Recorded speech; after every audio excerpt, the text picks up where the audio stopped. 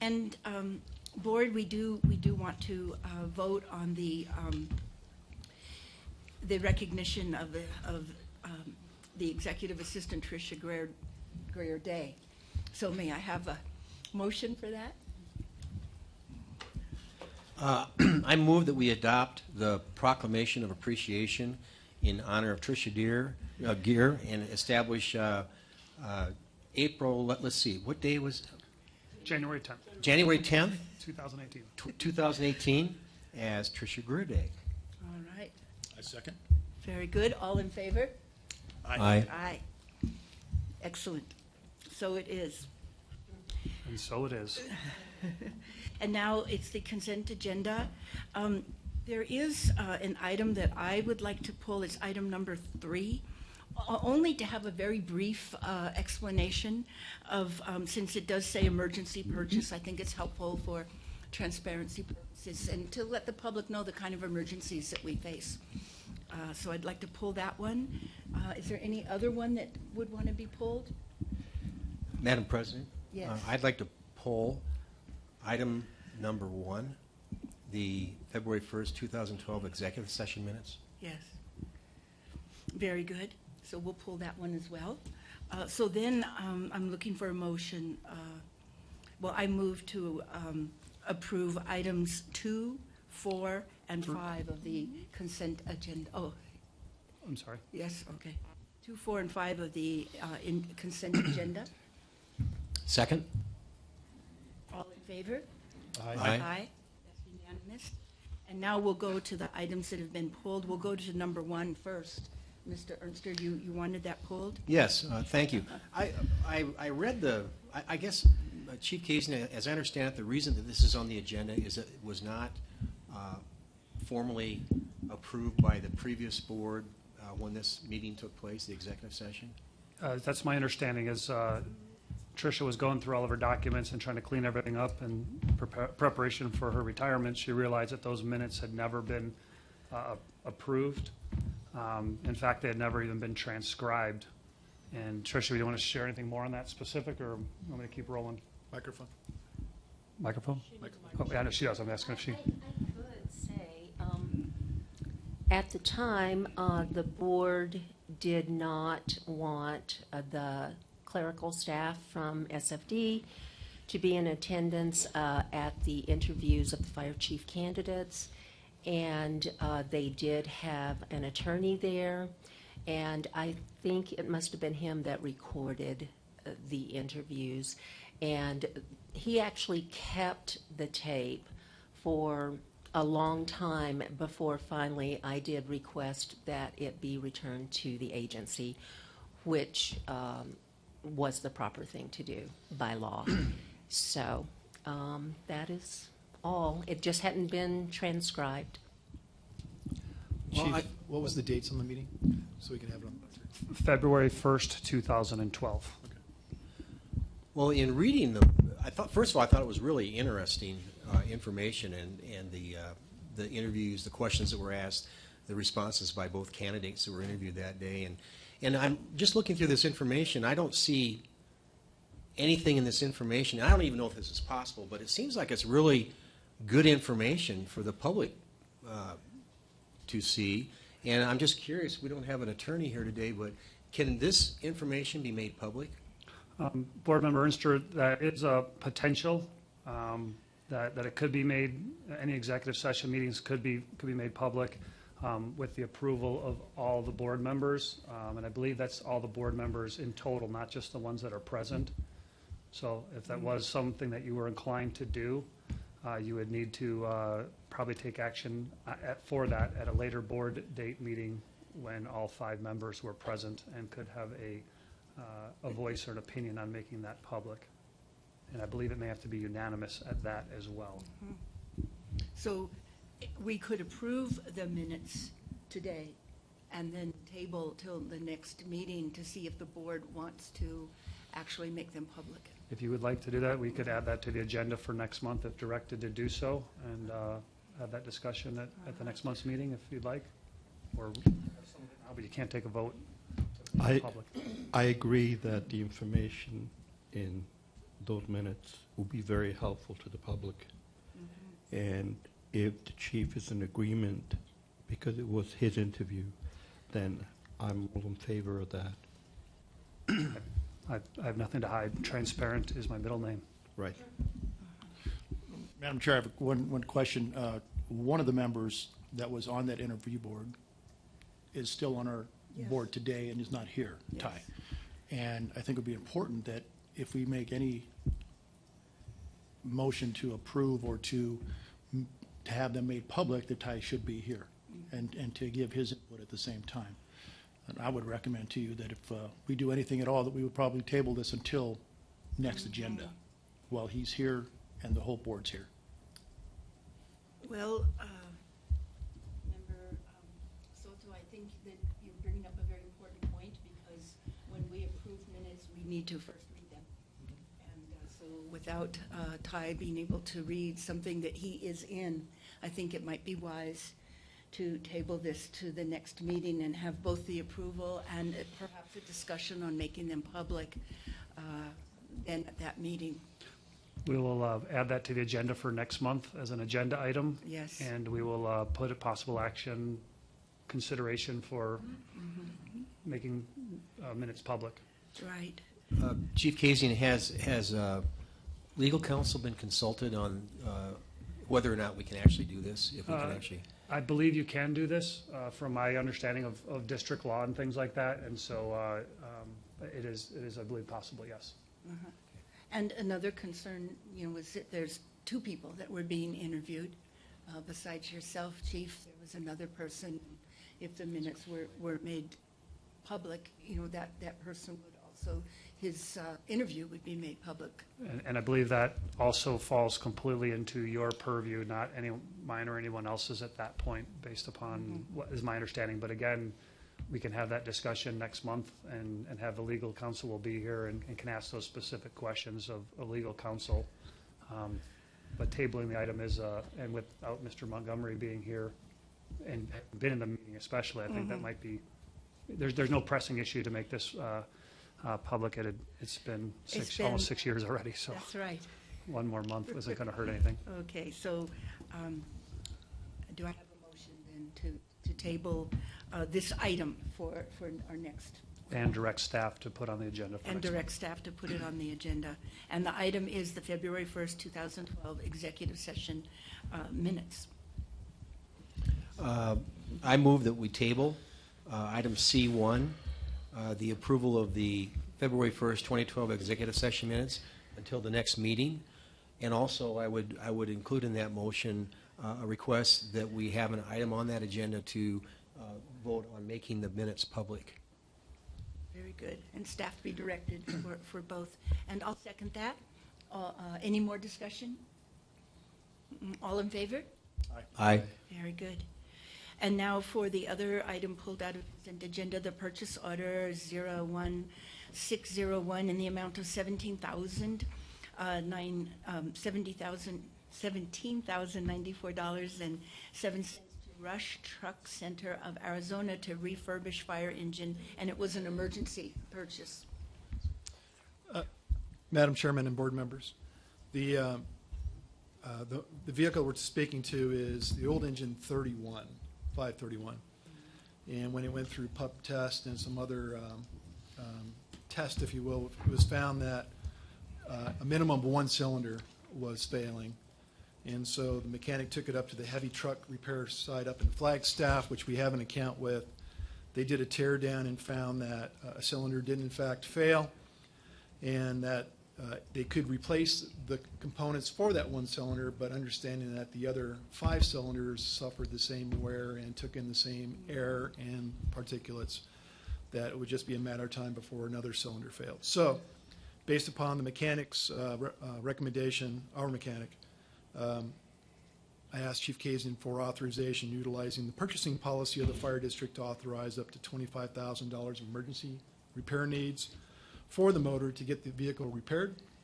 And it was test driven last week, Monday. It was driven Monday, and it was found not ready yet.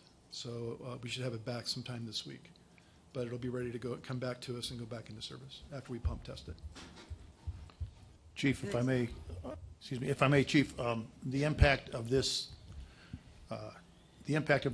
apparatus being out of service in relation to the rest of our frontline vehicles in the department, what sort of impact are we short on rigs right now, or? It's the reserve engine, and so when we did have an engine failure on another vehicle, not an engine, but a vehicle have a maintenance issue, we utilized the Type 3 rig to fill the gap while that engine was being repaired. So a Type 1 is a big structure engine. A Type 3 is a large brush engine with about 500-gallon capacity pump system. So it was a diminished capacity, but still a viable use for the Cathedral Rock area, or sorry, Chapel area is where we placed that Type 3 because it's sandwiched between the two stations 4 and 6. So not a degradation of service, just a lightening of the service capability. Okay, I'm just trying to quantify the importance of this vehicle being out of service. Once it comes back, the importance of having the reserve apparatus, especially in light of the fires elsewhere around the country. So, Thank you. I will move to approve purchase order 01601 to Rush Truck Centers of Flagstaff for the repairs of the reserve fire engine for a budgeted cost of $17,094.07. Second. And any further discussion? So, all in favor? Aye. Very good, that's unanimous. All right. Now we go to staff items, and we have a presentation of the 2017 financial audit by Walker and Armstrong, and it's presented by your name? Jay Park. Thank you, Jay Park.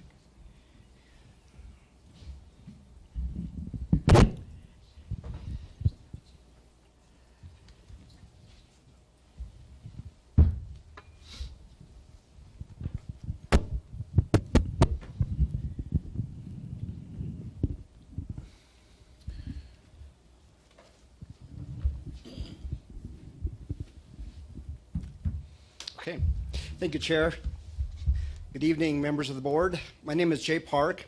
I'm with the CPA firm of Walker and Armstrong, and I am here to present the results of the fiscal year 2017 audit.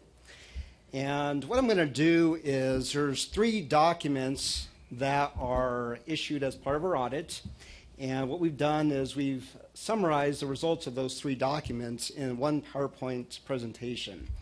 And so what I'm going to do is, instead of walking you through each one of those documents, I'm going to walk you through those documents via the presentation, because the financial statements alone are about 45 pages. So we'll be here a long time if we try to dig through all that. So the focus of what I want to do tonight is I want to hit kind of the highlights of the audit and just give you an overall view of how the audit went, and it's just a summary of the audit results. So the first slide here is exactly that. It's a summary of audit results.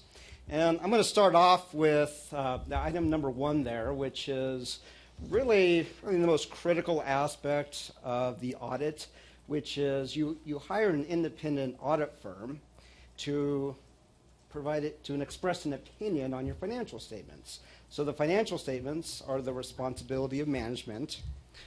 Our responsibility is to express an opinion on those financial statements. And what that opinion is saying is whether or not these financial statements that are management's financial statements are fairly presented in accordance with what we call generally accepted accounting principles, which is the framework for accounting. It's all the rules that govern how the financial statements are supposed to be reported. So item number 1 there is we're issuing an unmodified or a clean opinion. Okay, so that is the type of opinion, that's 1 of 4.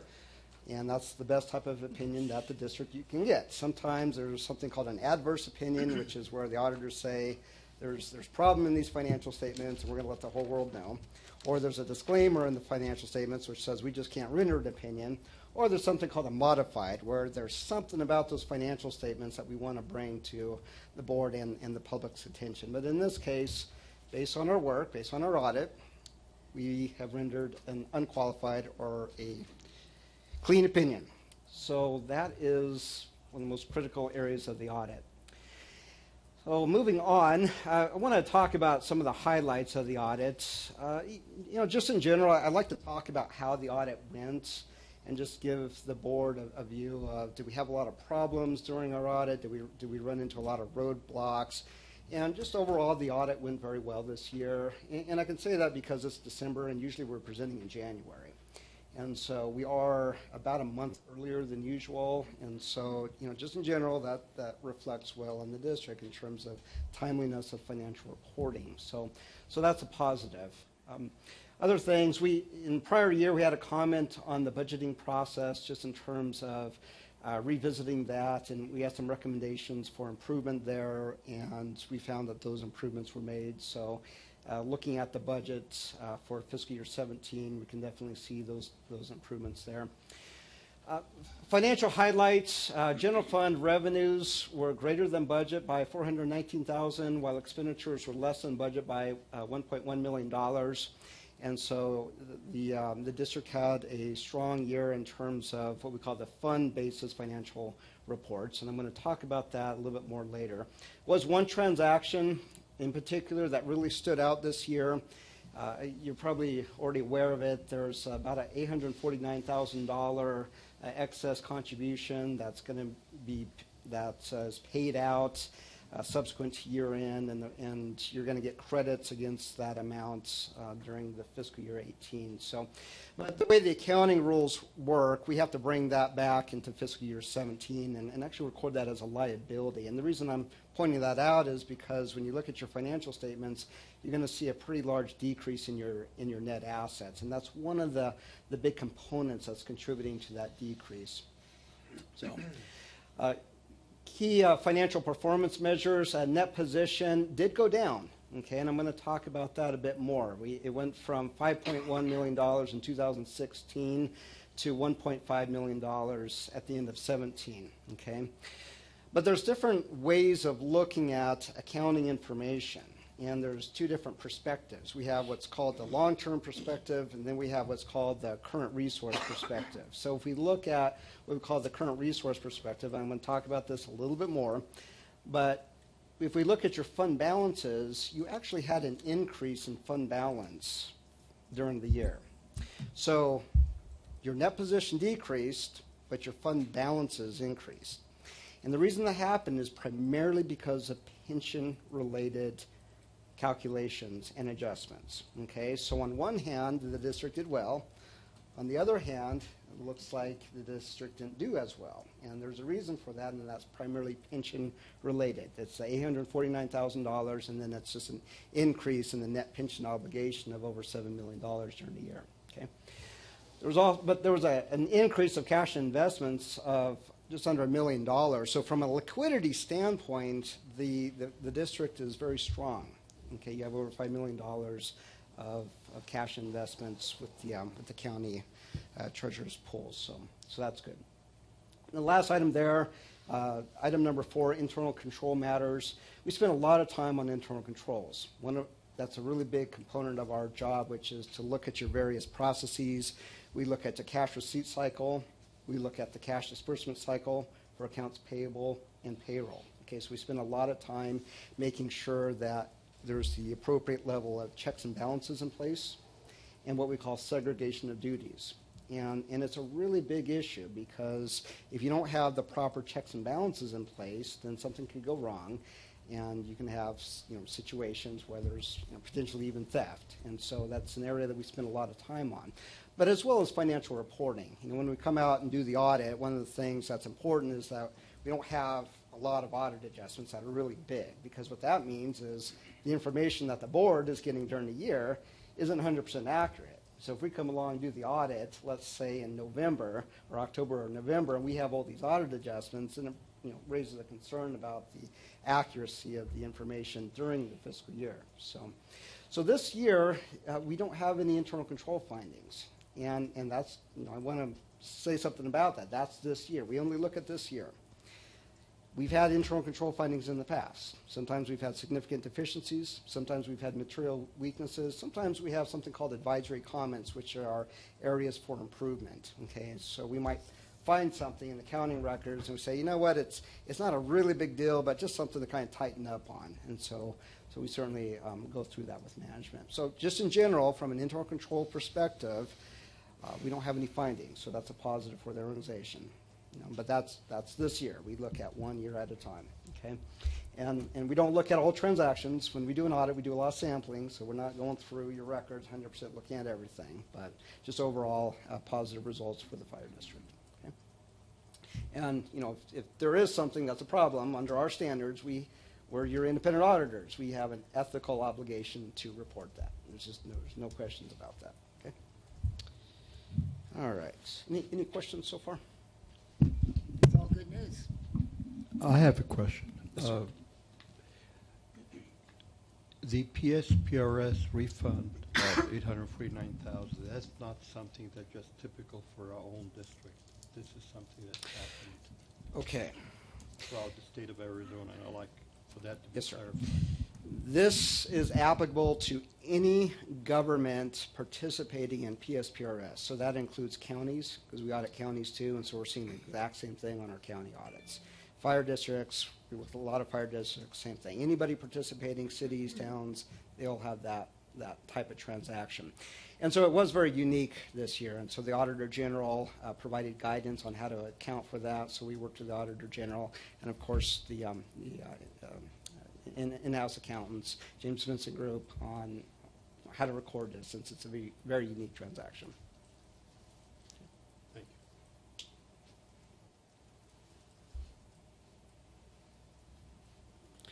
Okay, I'm going to jump into the numbers a bit here. I mentioned that net position did decrease there. You'll see that of $3.6 million.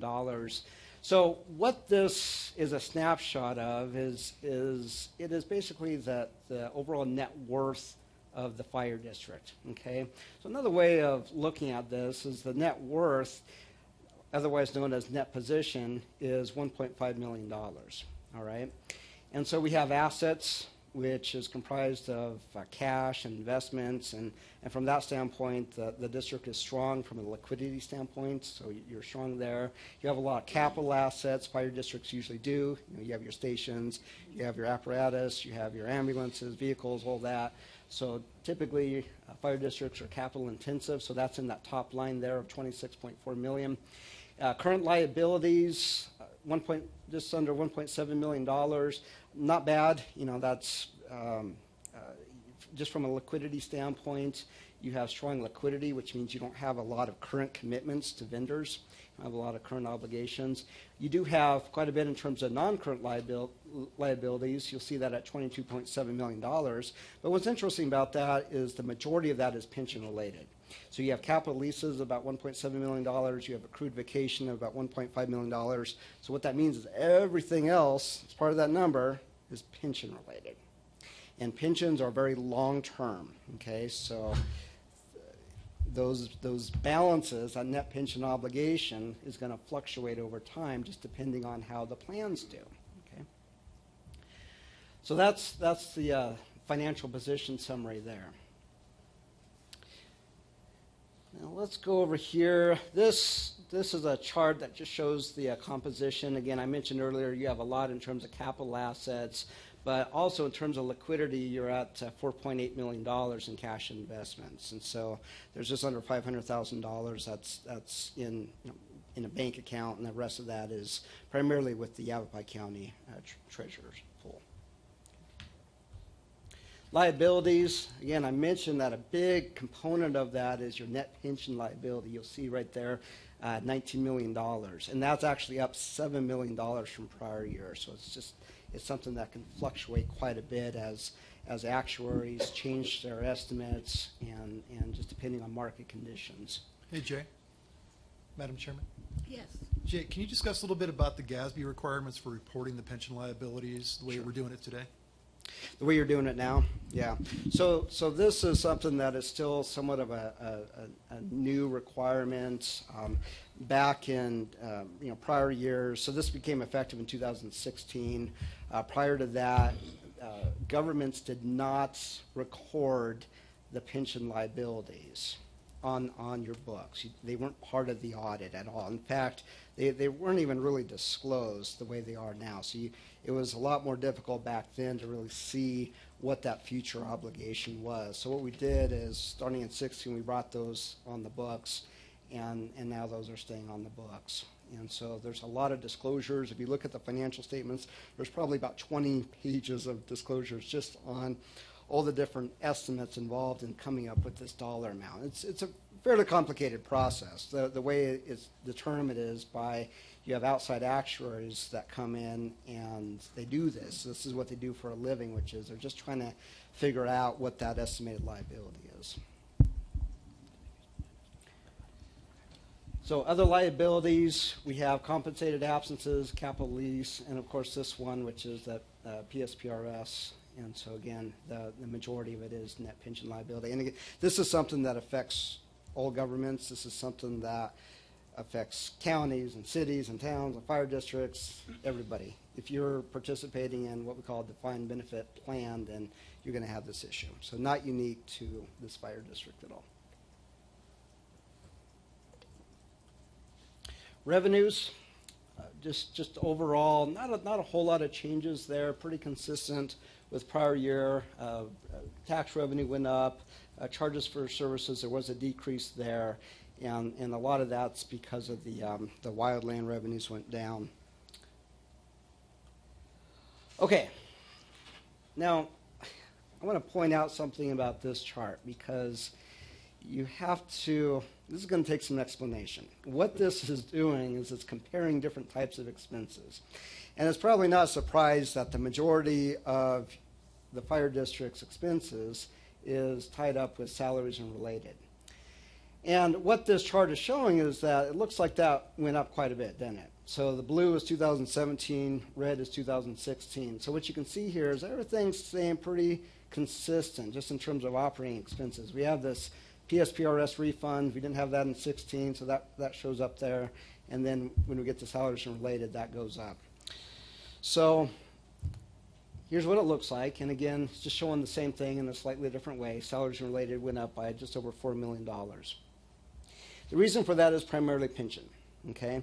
Because if we carve out the pension, you can actually see that shows a slightly different picture, doesn't it? Your salaries actually went down, okay? Your capital outlays went down. Capital outlays meaning purchases of equipment, vehicles, things like that. So it's just a different way of looking at it. One is focus on more of a long-term perspective, which includes pension. The other carves out the pension altogether and gives you a different picture. Okay? So this is coming right out of the audit. Right, and just want to add real quick here, Jay and Madam Chair, is this is looking at the true operation of the district, what the board, what the chief, what the administration has control over, whereas the other comparative that Jay showed, showing the full PSPRS liability added in, the bigger picture is that PSPRS component that really the district has little control over. What we do have control over is, as we've discussed in our budgeting process, is developing plans to address that PSPRS liability. But ultimately, that's not indicative of our current operations. So I just wanted to kind of make that point that for the board, that when you're looking at these two numbers and seeing these comparisons, one is more of a true operational comparison, and the other one's looking at it from a financial statement perspective, taking into account that PSPRS liability. Thank you. Thank you. Would it be fair, Gabe or Jay, when you look at our audit and the statements, the financial statements that we speak to, when it looks one way, and maybe I ran a business or I understand financial statements, I see them one way, but government statements and things look different because of some of these pension liabilities and stuff. Yeah. Is there an apple to apple? If I'm an expert at the other one, will I be an expert at this one, or not necessarily? I don't know if I said that right, but I'm just... No. The other way of looking at it that includes the pensions is more along the lines of how businesses report. okay, because businesses report not only current assets and current liabilities, but there's also a focus on long-term assets and long-term liabilities. The reason that governments have two different ways of looking at financial information is because governments are driven by budgets. And so you adopt a budget every year. And so governments have this very unique perspective, which is very more short term. Okay, when you adopt a budget, it's for the next year. And so a lot of the focus is on what do you have available as fund balance carried over from the prior year to spend in the next year. And so that's something that's really important. The other perspective is, oftentimes is used for different purposes, which is looking at, for purposes of financing, what's our overall net position. That includes everything. That includes all fixed assets, capital assets, and all long-term debt. And so there's just a different reason that you might look at those different areas. So if you were to go back to the other slide, which is indicative of some of the data points that you would read in the one more, and say, look at the salaries, how much they went up in 16 to 17. You said 35% or something, I believe you said. Is that correct? Yeah. So you might read that in the financial statement. If you did that, you would say, wow, the fire district had a 35% increase in salaries. What's happened over there? But the danger of that is on your 2 slides down now, you'll see that we actually decreased when you look at what actually really happened. Just a pitfall. And especially with pensions, because the pensions can fluctuate quite a bit. The reason is if the market really changes, then that's going to have a direct effect on that net pension obligation, okay? And so that's, whatever that change is may not affect the district, the fire district, next year or the following year. It's really very long term, okay? And so you just have to look at it kind of with a grain of salt as to what that number really represents. So thank you. But sometimes, as people look at our financial data, they don't look at it with a grain of salt. And I suggest that in the future we have salaries as a separate item and pensions as in a separate bar, so that nothing can be misconstrued. Okay. Okay, thank you.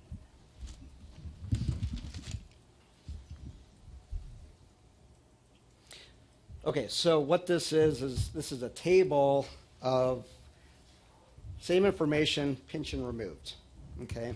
And so you can see here salaries and related actually went down. And then everything else, our capital outlays, I think I mentioned earlier, the Sedona Fire District had just in general less purchases during the year, and so that decreased as well. So overall, from an expenditure standpoint, expenditures went down. Okay.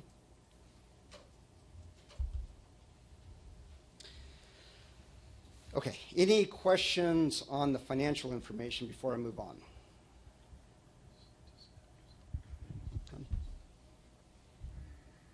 Okay. All right. There are certain things that auditors are required to communicate to the board, and so that is in a separate document, and it looks something like this. Okay, so this is going to be made available to the board, and if it hasn't already.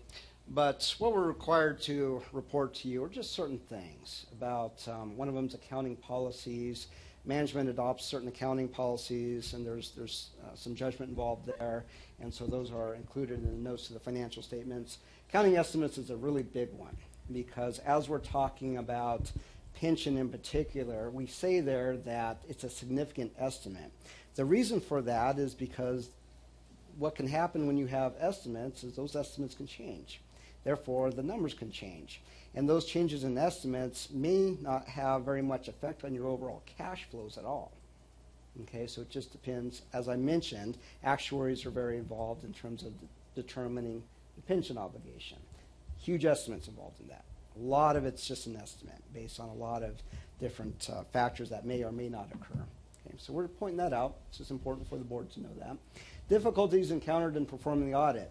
If we come out, we have a lot of problems in terms of getting through the audit process. I'm required to let you know about that. And sometimes we have that issue. Sometimes we're just having a hard time getting information on a certain area. And so we're required to disclose that to you. In this case, we did not have any difficulties in performing this audit for fiscal year 17. Okay. Corrected and uncorrected misstatements. So when we come out and do the audit, we go through the records, and one of the things that we're focused on, of course, is whether or not the balances in the accounting system are properly reported. So as we go through the process, sometimes there are something called audit adjustments that come out of that. And so we'll say, okay, Gabe, here's what we're coming up with. We think we're going to propose an audit adjustment if you agree with that. And so we'll talk about it, and if everybody's in agreement with that, then we'll propose an audit adjustment. So we had some of those. We did have some audit adjustments. None of them were real significant. It was minor cleanup of balances here and there. So just in general, like I said, your accounting department, your accountants did a good job. And so we do have some audit adjustments, and those, if you want to look at those, are included with the required communications there. Management representations, that's also something that's important because the financial statements are the responsibility of management. So they provide certain representations during the course of the audit, but they also provide a written document. And that is something called a management representation letter. And that is included with this document as well. It's several pages. And so prior to us issuing the final audit, management signs that letter and provides it back to us. Okay, so that is also available. And then if management consults with other accountants on any issues involving accounting matters, and we become aware of that, we have an obligation to inform the board as well. Not aware of those types of issues, those types of consultations. Okay, I believe that is the last slide. Can I ask you a question about the previous slide that you had? This is our first year with a contractual finance director. When you compare the previous 10 years that you've done an audit for us to now, how does that compare? I missed the very first part of the question. I apologize. This is our first year having a contractual finance director. How did you find that experience versus the previous ones when you've done past audits? Good question. So like I mentioned, the overall quality of the accounting records, we got through the audit well, and that process was very positive. One of the real positives about having somebody from the outside is exactly that. They're an outside firm, okay? So I think with that, there's maybe a little bit more objective view of things, I would think. I'm not involved on a day-to-day basis, but that's just my perception of how that probably would work. The other part of it that I do think is a positive is that your financial statements are complicated. It's a 45-page document, and particularly now with the pension reporting, there's a lot that goes into that. And so having somebody from the outside other than your auditors looking at that, what it does is it just provides more credibility to the overall financial reporting process because they understand the rules just like we understand the rules. And so we prepare your financial statements, and we're allowed to do that. But it is good to have somebody else with a strong understanding of generally accepted accounting principle looking at those that understands the same set of rules and raising questions, because that's what you want. You really want to make sure that when these financial statements are published, there's been a lot of eyes looking at them. You want them to be obviously as credible as possible. Okay, so I hope that answers your question.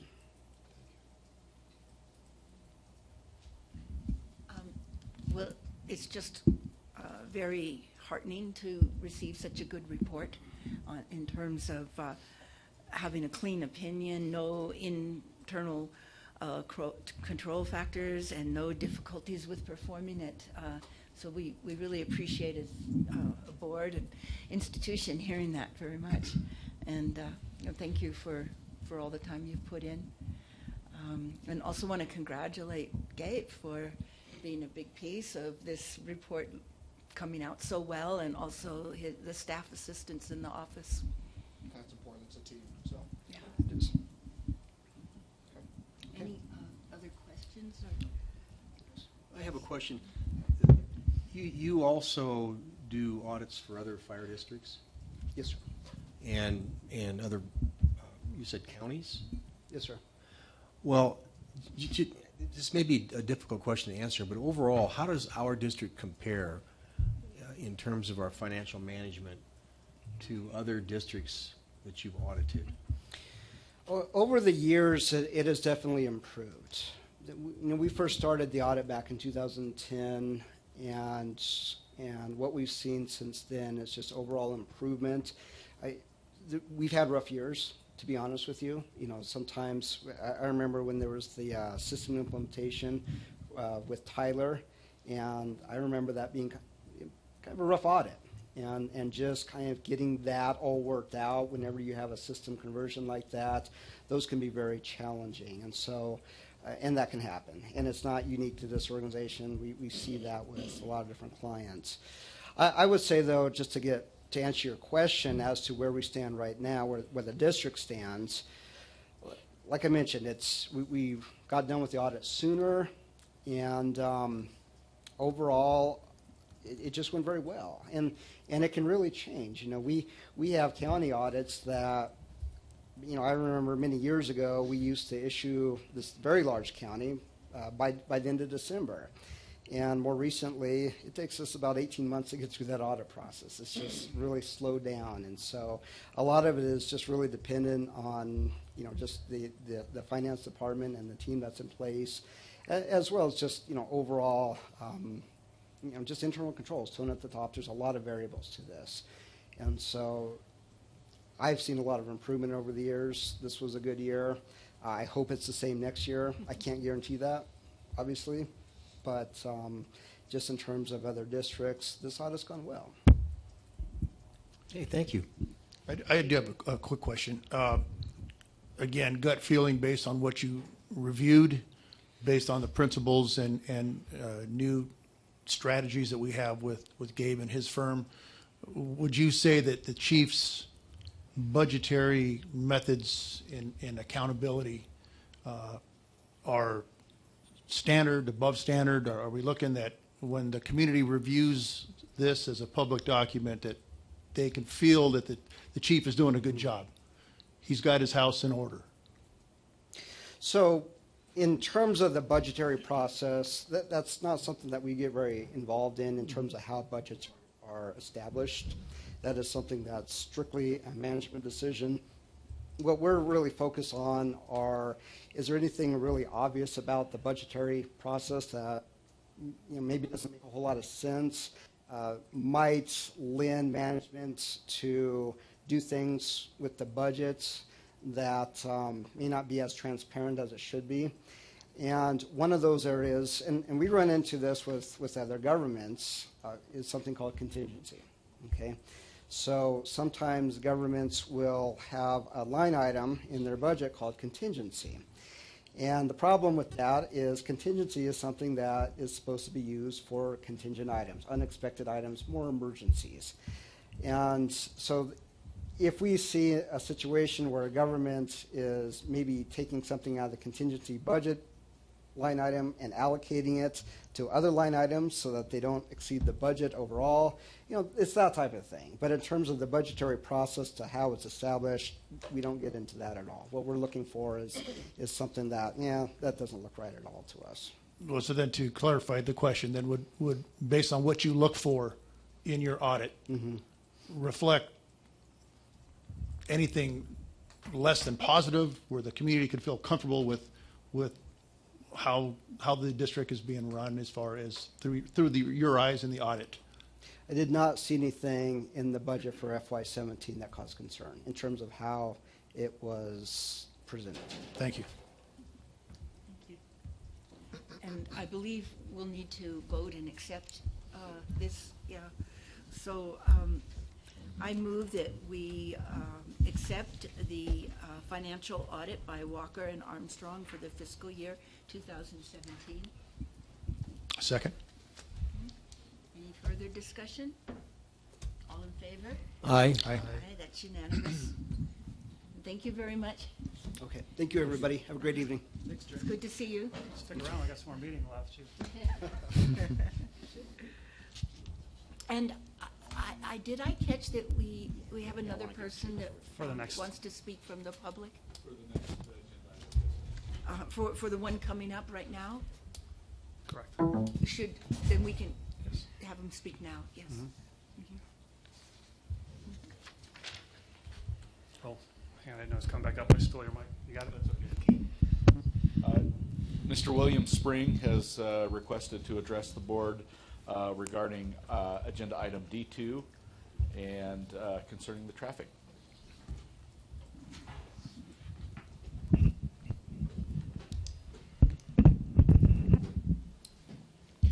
First of all, I want to thank Chief Kazian.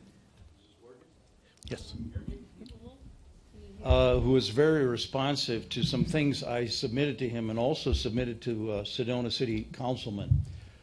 And that was basically the ADOT 2016 traffic study, which all of you should be aware of. The chief has got copies of the aspect of it that affects Sedona and VOC. It came out of my interest that somebody's got to do projections of traffic. When I looked at Highway 260 going 4-lane, they can't just be making it up. And as I discovered, it took 2 months with ADOT's engineering department. In fact, in 2016, there was a traffic study done in which Sedona VOC was identified as a high-traffic corridor. In fact, in the study, which I urged Chief Kazian, who has been very responsive to me because he recognizes this is a big issue, I hope he shares that as well as my emails with the members of the board.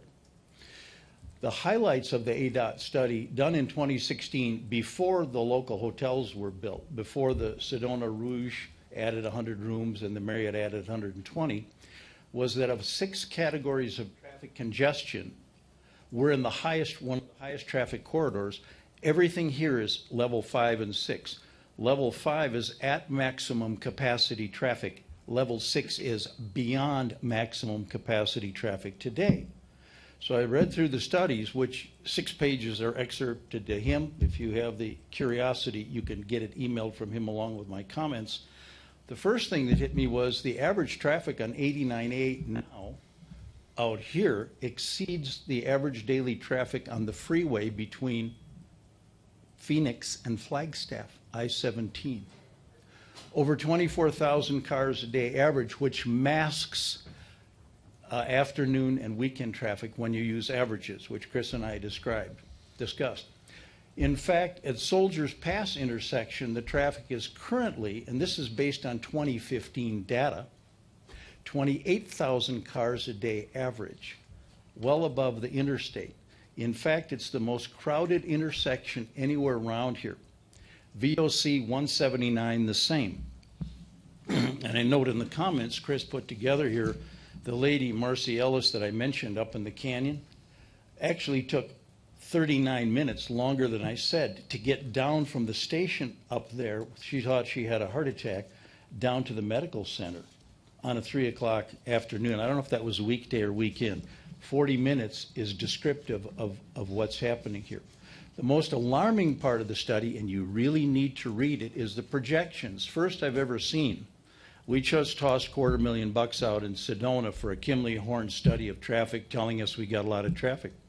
The traffic projections in 8 years go, Soldiers Pass corner go from 28 to 38,000 cars a day.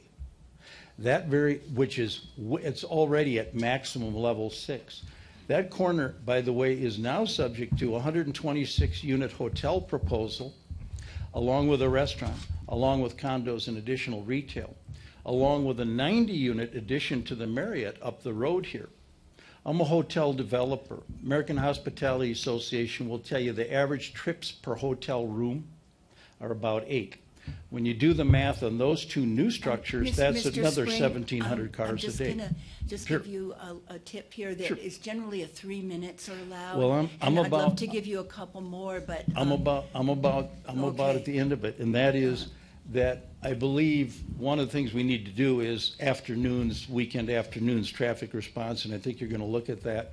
The other one is you folks need to look at the traffic projections You don't have any control over it, but you're going to be blamed for it when somebody has a heart attack or a stroke and it takes 40 minutes to get from here to there.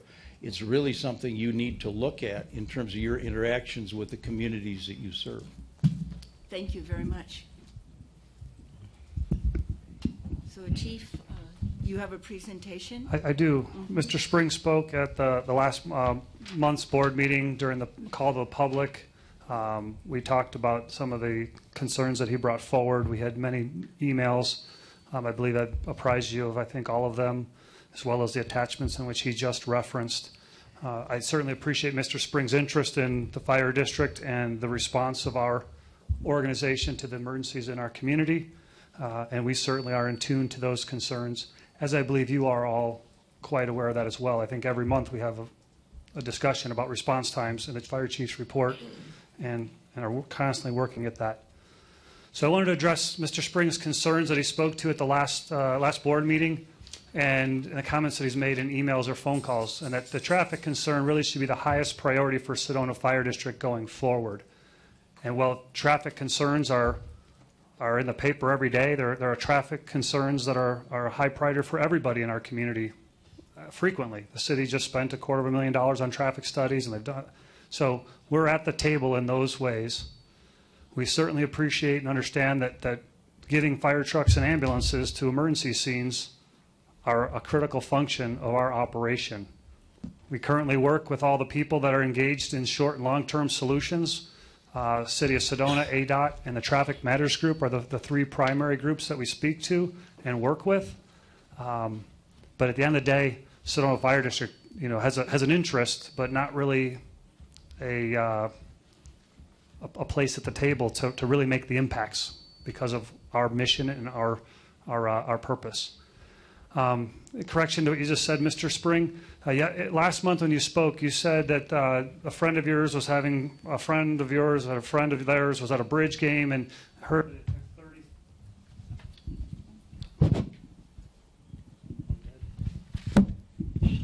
that it took 35 minutes to actually get to the call. And I clarified that with you as well that day. It, in fact, did not take 35 minutes to get to the call, and I'll show you that in a second.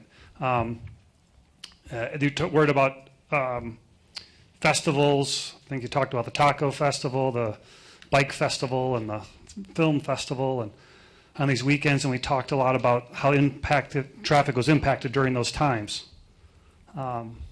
So you said that you represented dozens of people who are concerned about traffic, and I certainly know there are, like I said, many people that are concerned about traffic, Sedona Fire included. So we wanted to look at those response times during some of those festivals. So we looked at peak times, we looked at holidays, we looked at weekends, we looked at all the things we talked about. I went to the city, you talked about looking at how hotel bed tax spikes were and how sales tax spikes were.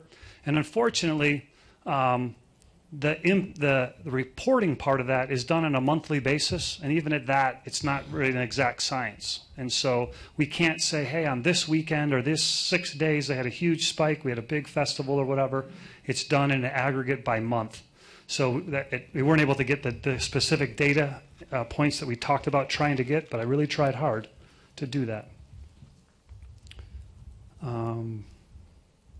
I also want to point out that during certain festivals, or the marathon, 4th of July weekend, Memorial Day, Labor Day, things like that where we know we have increased traffic issues, we up staff on certain events to be able to provide additional staffing, to provide resources to be able to respond quicker and stay when we have multiple calls in that specific concentrated area, things like that, to help decrease response times or allocating resources outside of any particular still district, as we call it.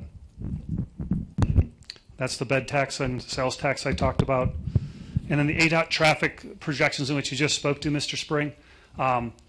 I don't have an ability to take the projections that ADOT is saying, here's what the road's going to look like in 5 years, 10 years, and how many cars there'll be. I don't have a program that I can plug in that tells me that how much longer our response times will be. So what we really did was we tried to look at some historical data to gather, and I'll see that in a second. But here's the follow-up on Mrs. the lady that you referred to, I'll say that. You said that she lives south of the Midgley Bridge. She actually lives north of Midgley Bridge. That an incident occurred 6 months ago. It doesn't matter. It happened in July 3rd of 2015, so that's a July 4th weekend or holiday weekend. I forget what day of the week it is. I'm feeling it's a Saturday, but I don't remember that for sure. And it happened at 3:50 in the afternoon. She drove to the fire station, so there was a 0 response time to get to the fire station. When she rang the bell, asked for service, the firefighters at the station began to provide treatment. The station in the canyon is a 2-person station, as we all know. It does not have an ambulance there, has an ALS engine, so an advanced life support engine. They began medical treatment. Dispatch was notified. They responded from station number 4 to station number 5 because we already had medical treatment on site, and because of the condition of the patient, they downgraded the response to a code 1, which is a non-emergency response. And they responded up from station 4 in Uptown to station 5 in the canyon, transferred care from the 2 people on duty at station 5 to the 2 people on the ambulance, provided whatever medical care they needed and packaged up and put into the ambulance, and transported to the hospital from the canyon to SEC in an entire 39 minutes. So from the time the doorbell rang to the time she was at the hospital door was 39 minutes. Of that, I believe the response time was 14 minutes from the station to the hospital. Once we packaged her up and said we're going to the hospital, I believe it was 14 minutes. So I just want to be clear on how that went. There was some discussion about going over lawns and creating another heart attack situation, as I recall, and talking to the patient here. That didn't happen. Now, riding in the back of an ambulance is not a fun ride. So I guarantee going around a couple roundabouts and doing that probably felt like we were going over a lawn or something. And so I don't discount the feeling or the discussion that may have occurred at a bridge game, but it wasn't as portrayed that we had to drive over lawns to get there. Chief, was the transport from Fire Station 5 to the hospital emergency or non-emergency? I tried to confirm that today, and I was not able to make that happen, so I can't guarantee you 14 minutes from Station 5 to SEC. That can happen at that time in the afternoon. So, and based upon what I understand about the medical condition, it did not appear that there was a medical emergency that required a Code 3 transport. Our Code 3 transports, the emergency transports, are both to the scene and back are some of our most dangerous parts of our profession. And so we limit those exposures based upon the nature of the incident and protecting both the firefighters and the public. So we don't have, we reduce the potential for crashes, but also providing the best service possible. So how was traffic impacted at SFD over the years? So a little historical look. I got a couple slides, a couple things I wanted to give you as parameters. One is this data reflects the response time only. Because, Mr. Spring, your concern was that how is the drive time impacted? I didn't take the time for dispatch to answer the call because that's a variable. I didn't take for the time once the firefighters get notified to get down to the ambulance and begin to respond because that's another variable. I took from the first, when the tone was, when they were notified, as we call it, to the time the first unit went on scene, which is truly the travel time. We took that only. So really this is the numbers I'm giving you will reflect actual travel time. The data was collected from our records management system through Firehouse, and any data we talk about that includes 2017 does not include anything in December of 2017 because we're only 12 days into it. So it's not a full year. I don't think it really will impact the data set, but I just want to clarify that. I also want to understand that the comparisons we're going to show you are not an apples to apples comparison because those calls that are occurring occur in different locations. So unless you were to compare how long it took to get from point A to point B in 2000X and then again in 2000X, that would be a measurement. But because calls are happening all over the district, there's going to be variances in which we're going to get. Does that make sense? And then, as I said, we weren't able to correlate the ADOT projections. But if someone can help me with that, let me know. I'd love to try to figure that out. We report these, back to the board having an interest in this. We report this every month at our chief's report to gauge effectiveness. I think we're looking at developing a better response time metric where feasible, and that really relies on that fractile response time that we've talked about over the past. I'm happy to answer any questions about fractile response time if you'd like me to go over that. But we also want to realize any opportunities or potential to enhance effectiveness of our emergency responses wherever possible. So if it's a better piece of equipment, if it's a better apparatus that's going to get us there better, faster, quicker, if it's the technology piece, as I say, leveraging technology, so our MDTs, traffic preemption systems, whatever it may be, we're always looking for those enhancements to get to where we got to go quicker, faster, better. And then we also have to balance our abilities to provide that. We can't put a firefighter in every corner just because that's not feasible. But it'd get us there quicker, absolutely. So, and I don't think that's what you want us to do either necessarily. And then there's educational campaigns, pulling right for lights and sirens, so people get out of our way when we have calls. And then maintaining the involvement with any of our partnering agencies. So again, the City of Sedona, ADOT, Traffic Matters Group, and anyone else, or Mr. Spring and the dozens of folks that he represents, if they want to get together and help us with some solutions, happy to do that. So I'm going to run you through some graphs here real quick. I'm not going to look at the times. They're there on your report. You can look through them. But the graphs, what I find really interesting here is the top line, the blue one, is the non-emergency response. The black line, or the bottom one, is the emergency response. So of course the emergency response gets there quicker in all cases. But what I find interesting is you look at the February, March time, the non-emergencies spike up, which someone might understand that is, then we have traffic. That's February, that's the film festival month, it's the marathon month. So maybe that's why we had more traffic and a non-emergency, that ambulance or fire engine sitting in traffic like everybody else. But emergency responses actually went down. So that doesn't correlate to traffic on the road, or the intuitiveness that you would think that would have followed a similar rise, much like it does in October for some reason. October spikes. I don't know what happened in October, but it spiked a lot, and then it came back down, and that's what 2015 looked like.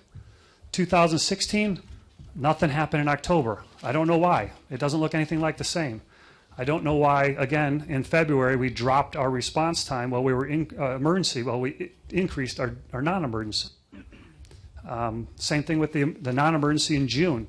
June, it kicks up in the emergency, and the non-emergency is coming down. I don't know why. It's just the randomness of the data. And this one really gets me kind of interesting, because if you look at between April and May, the completely opposite set of data sets and how that octagon-looking piece there looks.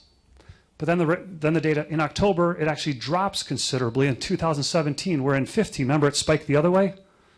So it's just the randomness of this data and how we get it. I'm not a statistician to be able to break that down further and understand it more, other than the randomness of our calls, where they're occurring, times of the day that they occur, and where units are when the calls occur, things like that. So we looked at by month. So we took an average of the 15 to 17, so 3 years less 1 month, 9,431 incidents, and you can look by month.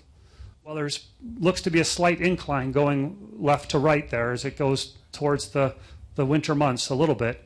It's fairly flat, all things considered. A little spike in June, it looks like there. Maybe a little spike in September, and overall an upward trend to some degree over those 3 months. Do we have any questions on 15 to 17? Oh, I got days of the week too, because we talked about that. Days of the week. Days of the week, we saw a little spike in these 3 years as it gets to Saturday, Friday into Saturday, and coming down in Sunday.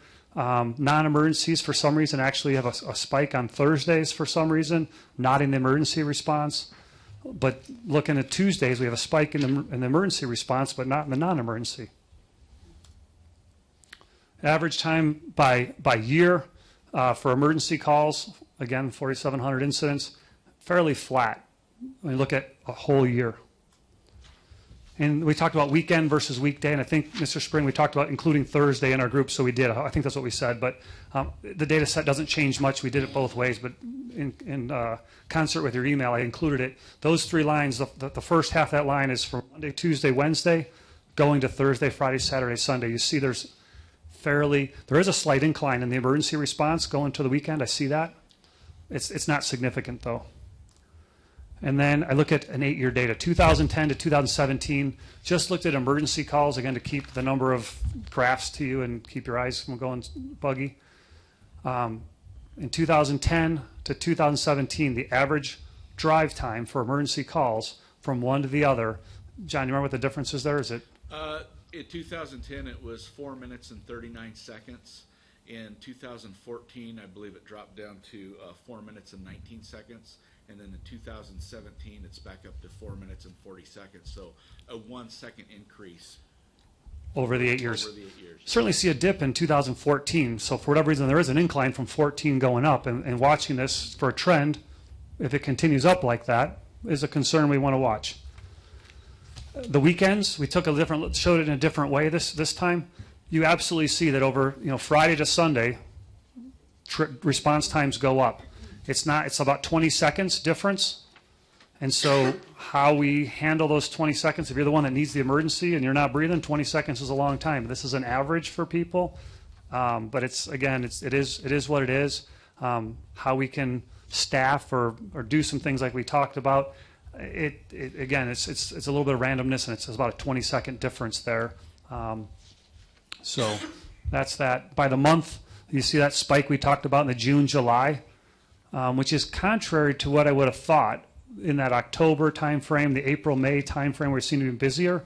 So the June, July was kind of a surprise to me over an 8-year period to see where we had that kind of a spike in overall. But looking end to end, again, I think you're at 419 to 419 or something, if I remember right. It's 427 in January and 423 in December. Okay, so we're 4 seconds off, but it's just by month to month. It doesn't necessarily mean anything. It's just showing how that line undulates. So in the middle there in June, we're up a little bit. So what does all this mean? We spent a lot of time. We spent probably, I don't even know how many hours of staff time, John. 30 plus. You spent 30 plus? Yeah. Okay, so we're 50, 60 hours in this, and it's been a great exercise. So I thank you, Mr. Spring, for that, because it's really given us a chance to create some pivot tables and look at some things and create some historical pieces that we have now to at least understand, is traffic impacting us?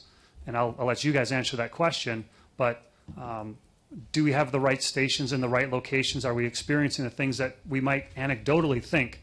For me personally, I found that it was counterintuitive, some of the things that the data showed. Where I thought there'd be spikes, there was actually deflections. And where I thought there might be a deflection, there was a spike. I showed you the 1 October, we had this huge spike, and 2 years later, we had a huge downward spike. And so that's kind of the gut check moment that I have. Certainly on weekends, we have longer response times on weekends. And that, I didn't have that data before in my head to know that was true. So it proved out a little bit on an 8-year period. But remember, on the last 3 years, that didn't actually show it like that. So I'm not sure which data set you really want to put your money on. That metrics we talked about is critical for us, and responses are always a priority for us. Using the average, as John, we talked about the average, would be great if he had the $1 million and I had the 0, but between us, our average is 500K. Yeah. I don't think I feel like I got 500K. And that's the danger with averages. And so we really want to look at fractile response times, which is part of the accreditation process. And that will give us a determination that Sedona Fire is making it to 90% of our calls by X period of time. And we work at deciding what that X number of time is based upon our rural or wilderness environment. You set those times based upon those categories. And that'll be a much better measurement for us to be able to tell you, Mr. Spring, hey, we're making 90% of our calls, 98% of our calls in 8 minutes or less, or whatever that number is we decide. That gives you a much better visual than saying our average response time was 4 minutes and 44 seconds.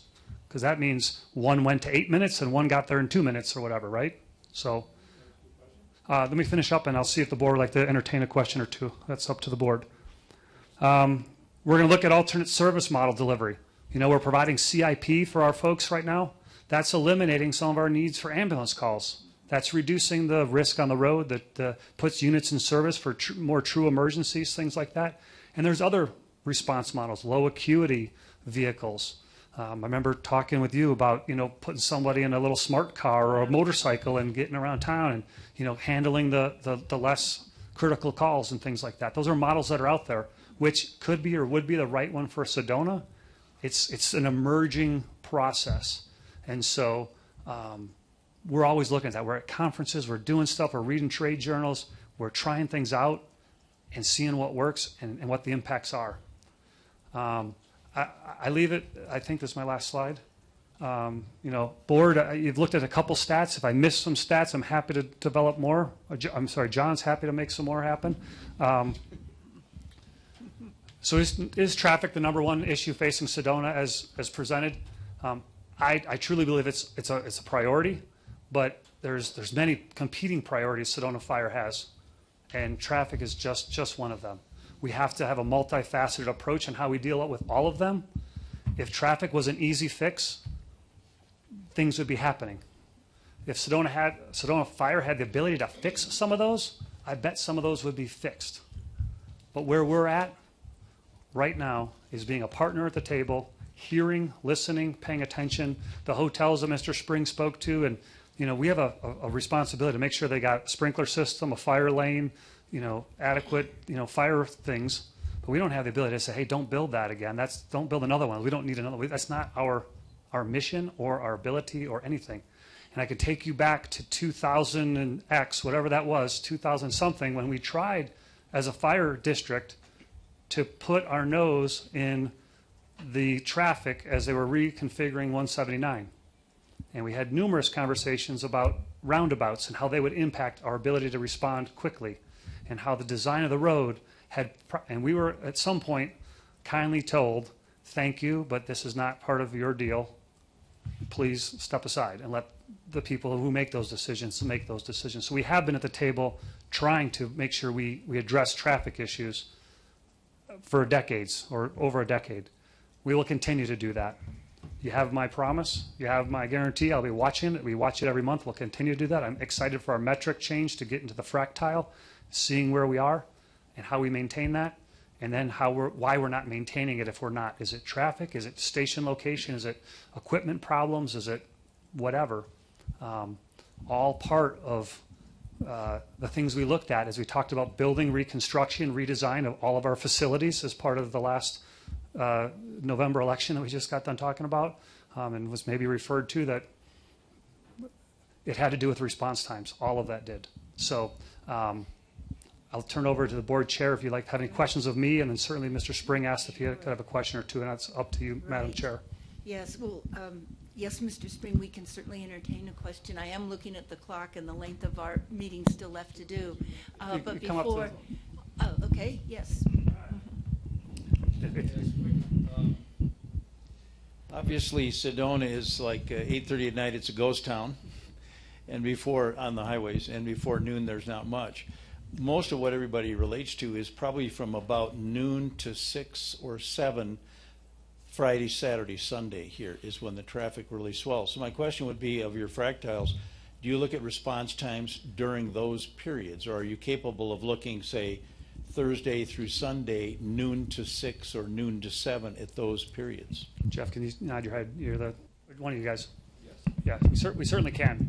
The question becomes, can we look at those, and what's our actionable item? And so what's the threshold for action to be taken? So if it's, like I said, 20 seconds longer on weekends, or at nighttime, when we're all going home or whatever, or when we're all coming into town, those are peak periods of time that might have increases, or is it at such a point where we need to... Understood. Well, you can look at that against your averages. And the other question is, can you do dry runs during high traffic times, or is that prohibited?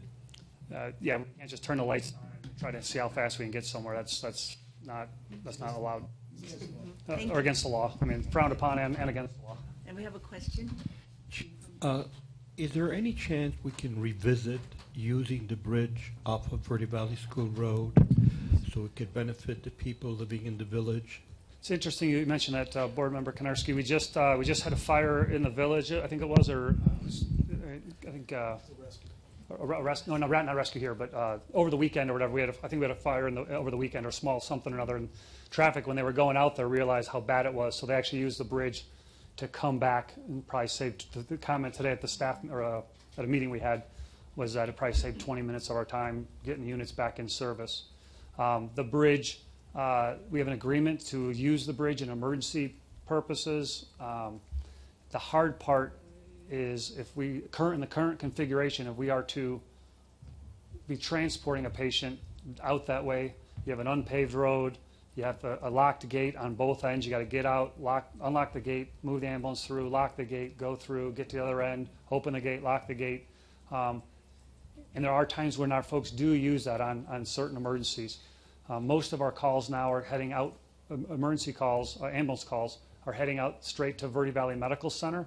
And we've actually found greater success and many times better definitive care getting them right to the Verde Valley Medical Center. And going out Beaverhead Flats, and that we believe is a better resource most of the time. So we have that gate as an access. We can certainly look into that if it's really making a difference in our response. And I'm unfortunate Ralph's not here to help us out with that. But I don't know if Jeff, have you got anything else to add on that? Other than we'll take another in-depth look at it. But it's a tool in our toolbox. We just don't use it as frequent as some might think could be beneficial. But when it is, we will use it. We have used it even as much as this weekend. So, and I think they said another time, like 2 weeks ago, they used it. So we do use it. But anything else, Jeff, on that? I'd like to comment that I believe that we were also at the table when there was discussions of Tlaquepaque North and the traffic issues it may cause, the crossing between the two places, which takes place often. And really our recommendations were not exactly heard. I believe you're right. Well, Board, there's my report on traffic, and thank you, Mr. Spring, for bringing it. Yeah. Thank you, Mr. Spring. And thank you, John. Thank you. Thank you to John and Tammy, by the way. Right. Tammy helped and as Tammy well. too. Okay. Well, moving on, we have a presentation and possible action, the draft SFD Fire Board Handbook. And we've received these via our communication.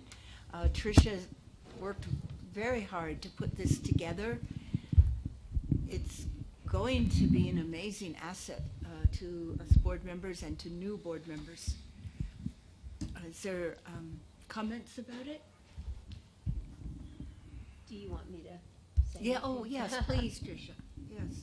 Sedona Fire District has never had anything like this before, and over the last couple of years, it occurred to me, and the chief and I talked about it briefly some time back, about how it would be very beneficial to give to new board members so that it's kind of a one-stop shop for all the information that you need.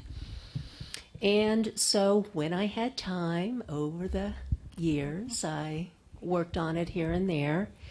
It's still in draft form. There's still some typos in it. It's not final by any measure, but it's almost there.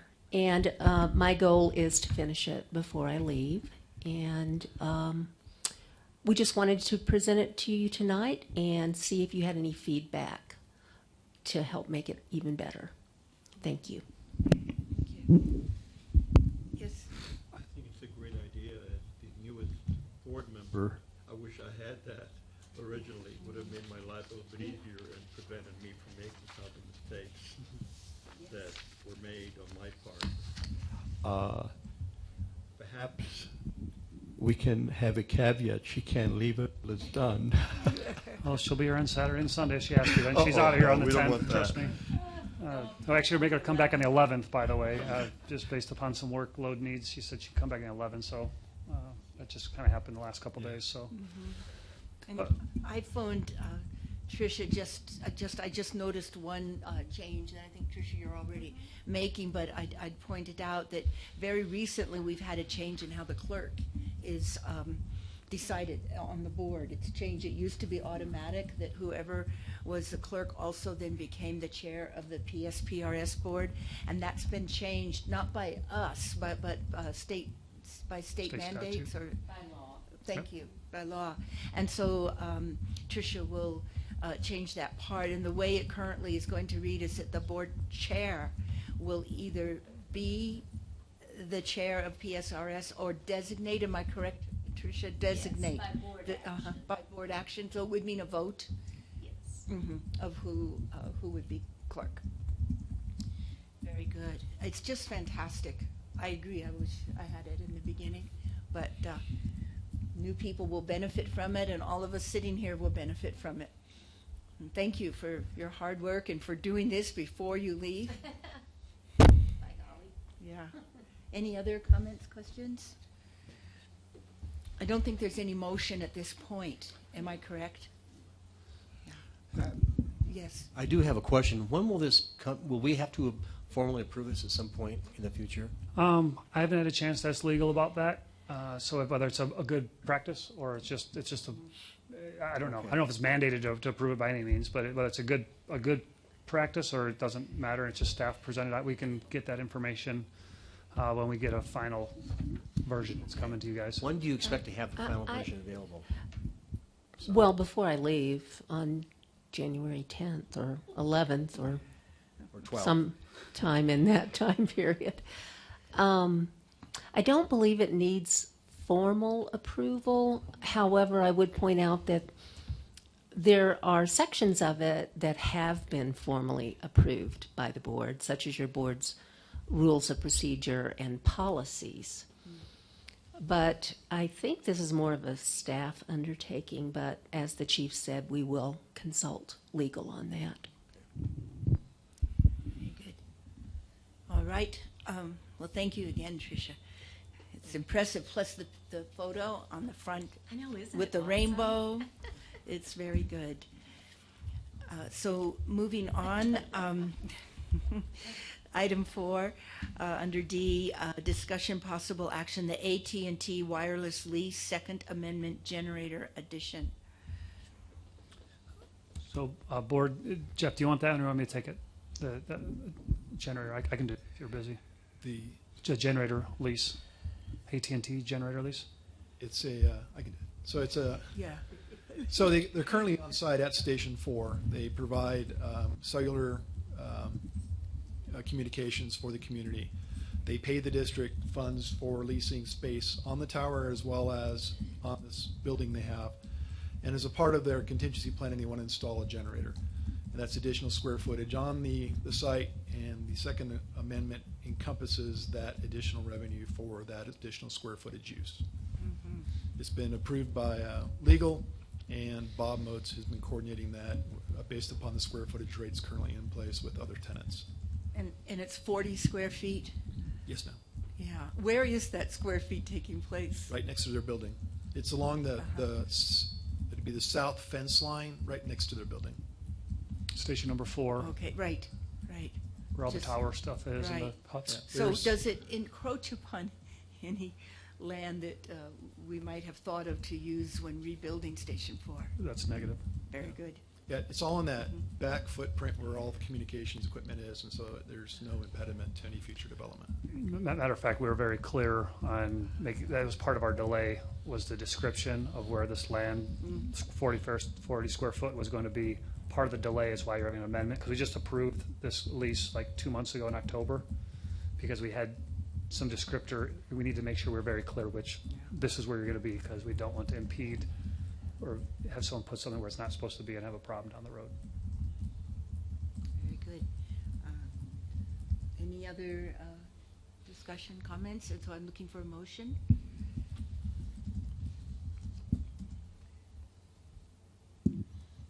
Or I could make it. I move to approve addendum number 2 with AT&T for the land use and the installation of a generator at Station 4 as presented. Second? All in favor? Aye. Aye, that's unanimous. All right, thank you. So, number 5, the financial report. All right. Yes. Now we're getting exciting stuff. Boy, Finally. Well, Madam Chair, members of the board, I only have about a 45 to 65-minute presentation. and you're taking us to dinner. Yes. Actually, I have to leave right after my report. But, good evening, Madam Chair, members of the board. You do have the November financial report in your packet. Before I get into the report, just want to kind of highlight a few things, both from obviously the audit perspective and not to kind of re-go over everything that we did with Jay here, but just kind of hit a few, really mainly the PSPRS point. A lot of what we're seeing is that as we talk about the pension expense, is that change in the liability, that big jump in the liability that we saw that came from the pension reform. So not only, I shouldn't say just pension reform, it was also related to changes in the actuarial assumptions as well. So that's why we see that quote-unquote pension expense. It obviously includes what we do have as a pension expense, but then we have the recorded adjustment for the change in the liability, which has impacted us kind of on a financial statement standpoint. So I just wanted to kind of clarify a little bit of that. But with that, we'll get the audit finished up and submitted. The only thing from a finance perspective, we're trying to finish up before the end of the month, and I shouldn't say trying to, we will finish up before the end of the month, is our ambulance revenue and cost report is due to the state by December 31st. So we'll be finalizing that now that we have the final audit numbers. Just another little kind of note for the board. We were asked a couple months ago, if you remember, from Bank of America to close our account, that they were closing their smaller government accounts out. You authorized us to move to Chase. That's up and running, and I'm not getting yelled at, so I assume it's running smoothly. And Bank of America has officially closed out our account, so now we do have our monies at the county as well as two non-operating or non-levy accounts at Chase. So with that, I will go into the financial report for the month of November. Unless there's any questions. No? Okay. For the month of November, our tax levy revenue was $1,516,000. We had projected just over $2.2 million for the month, so we were under by $761,000, and that's just due to collection timing. We are, though, when we look at year to date, ahead of that timing projections. Non-levy revenue was at $162,002. We were under budget for the month. The original budget amount was $187,000. Two biggest reasons for that: we saw a little bit of a dip in ambulance revenue for the month of about $50,000, but Wildland kind of helped offset that a little bit for the month of November. On the expense side, personnel expenses were at $882,000. That variance is primarily due to the PSPRS credits. We are now have exhausted our PSPRS credits, so now we're actually paying for the PSPRS expenses. So you'll start to see that fluctuate now going forward. One note: in January, we will make the interest payment, which is about another $100,000. So you'll see the payment for the interest, but then we'll have again a small credit again for our PSPRS contributions on that. Is that going to be a one-time payment? Yes, one-time payment, and we're done with this PSPRS issue. When we look at the remainder of our expenses, the rest of them come under budget for the month of November, primarily due to really not needing the funds at this current time. One of the big areas on vehicles and equipment is building repair and maintenance, and until I saw the agenda item today, I was going to say labor, but on vehicle maintenance, but that's now going to kind of eat up that savings that we're seeing in there for right now, but not push, like the board agenda said, it's not going to push us over. We're still within the capacity of the budget. From a year-to-date standpoint, you'll see our actual revenue was at $8.7 million year-to-date. We budgeted $7.85, and I don't remember if I showed the prior year last month on my presentation. But we're now kind of started including the prior year numbers for our boards, and a lot of them are liking to see that.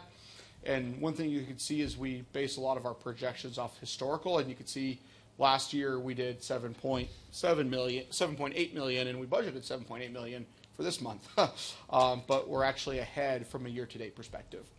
Total expenses year-to-date are at $5.8 million. Our budget is at $7.2 million, and again, those same areas that we saw the decreases, or I should say under budget for the month, have continued throughout the year. Both personnel, again, mainly due to the PSPRS. We are going over a little bit in overtime coverage, but we are saving on normal wages. So that kind of overage in the one category is being offset by the savings in the other category, or being under in some of the other categories. Vehicles and equipment, as I explained before. Utilities and communications are kind of right in there, right on with budget, a little under, but mainly due to some timing of some expenses. And the rest of the expenses, again, like I said, are either under budget or mainly due to just kind of timing, with the exception of the repairs and maintenance. Percentage of expenses, or percentage of should I say budget, we've expended 35% year to date, which leaves us 65% remaining. Where our money's going, as all fire districts throughout the country, very intense in personnel. So 80% of our expenses is going to personnel, followed by operations at 7%, and both managerial and capital and contingency are at 6% of our total expenses. Following up with kind of the audit topic today, and what we've been talking about really since we've been engaged is our fund balance and growing that fund balance. And you can see we ended the month of November with $7.7 million in cash compared to $6.5 the prior year. So really, when we look at, although there's all these scary things that have been recorded on our financials because of GASB, which is the Governmental Accounting Standards Board, and accounting rules, when we look at, the simplest form of how are we doing, where's our, do we have money in the bank? The answer is yes, and in fact that's growing, so we can meet our, not only our current needs, but our future ongoing needs. So unless there's any other questions, that concludes the November report. I have a question dealing with your experience with the auditors. It's the first year that you dealt with our auditors. How do they compare to other audit firms that you dealt with in the other districts? Are we getting our money's worth? So just point of disclosure, I've actually worked with Jay before with other clients, so it wasn't my first experience working with them. But I will say that they do a very good job. They're very professional. They provide a quality audit. I feel like their process, auditors, pick certain areas that they really focus on. And there's audit firms out there that always look at one area, and they always dig into one area, and every year they come back, they dig into one area. And so what that allows, educated finance staff to do is to make one area look really good, and then they don't worry about anything else. And firms like Walker Armstrong and working with Jay Park, they're really good about rotating their element and choosing new elements every year. So while one year they may come in and really dig hard on fixed assets, the next year they may come in and dig real hard on payroll liabilities. And so as not an auditor, as a basically finance manager, it keeps us on our toes and makes sure we're always looking at every aspect, and it prevents us from getting complacent, which is a good thing you want from an auditor that doesn't pick one area and focuses on one area and is always looking at different things. So I'd just say follow up with them. Very happy with them. They're very much in line with other audit firms that we work with, and it's a pleasure to work with them again. Thank you. Thank you. Well, thank you, Gabe. Thank you, everybody. Have a Merry Christmas. Yeah. You too. I'm going to leave now. So we'll need an approval of the November 2017 financial report. I will make a motion to approve the November 2017 financial report as presented. I'll second. All in favor? Aye. Aye. Unanimous. Very good. So now, Chief, we've made it to your report. Of course, my computer just stopped working.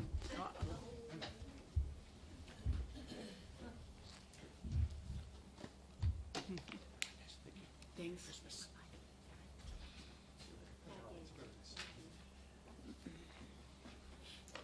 Okay, Board, my chief's report. Looking at the monthly call summary. Oh, man, I'm not going to have my... Jeff, do you got the... You can get my chief's report for me. Let me get this up. I don't have these graphs or anything. Yeah.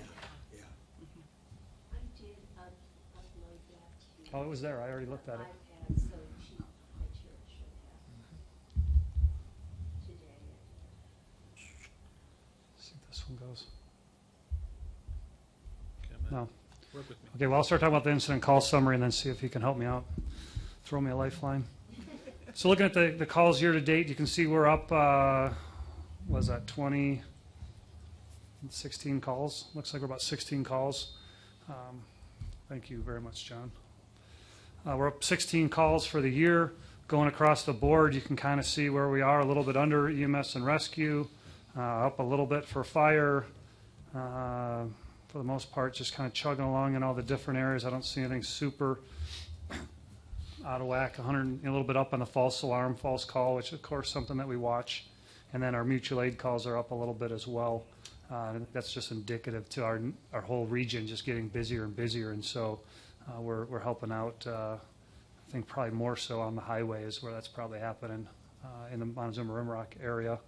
So speaking of response times, 613 year to date, 550 for the month. So again, last month, remember we had that kind of anomaly with all the arson calls, but so 550 for the month, a good response time for 119 calls. And you can see that average there is what it is, and we've talked about that. The interesting to note, the year-to-date backcountry rescues, we have 103 through the month of November compared to 67 the year before, total. So, total for 2016, not year-to-date. Oh, that's not even year-to-date. So, yeah, we just did a rescue at the beginning of our meeting on top of Cathedral somewhere. So, add another one to that list at least. So, any questions about our responses, call numbers? All right. All right, then looking at the grants that are next on your board here. Scholarships already done. We talked about that. Pulse Point, we talked about last month, I believe. We sent a person out to make a presentation. Captain Josh Wells, he made his presentation, did a fantastic job. You might have seen it on Facebook, I believe, was attached to a Facebook post. Unfortunately, was not awarded first place, which was $20,000, but was awarded a $10,000 scholarship. Staff will be meeting with him when he gets back to work and such to see how we can implement that $10,000 grant and put in there. I don't know how we're going to fund that balance if it comes to fruition or not. So we're going to evaluate that. So we appreciate the hard work and the dedication to improve access to CPR in our community and AEDs.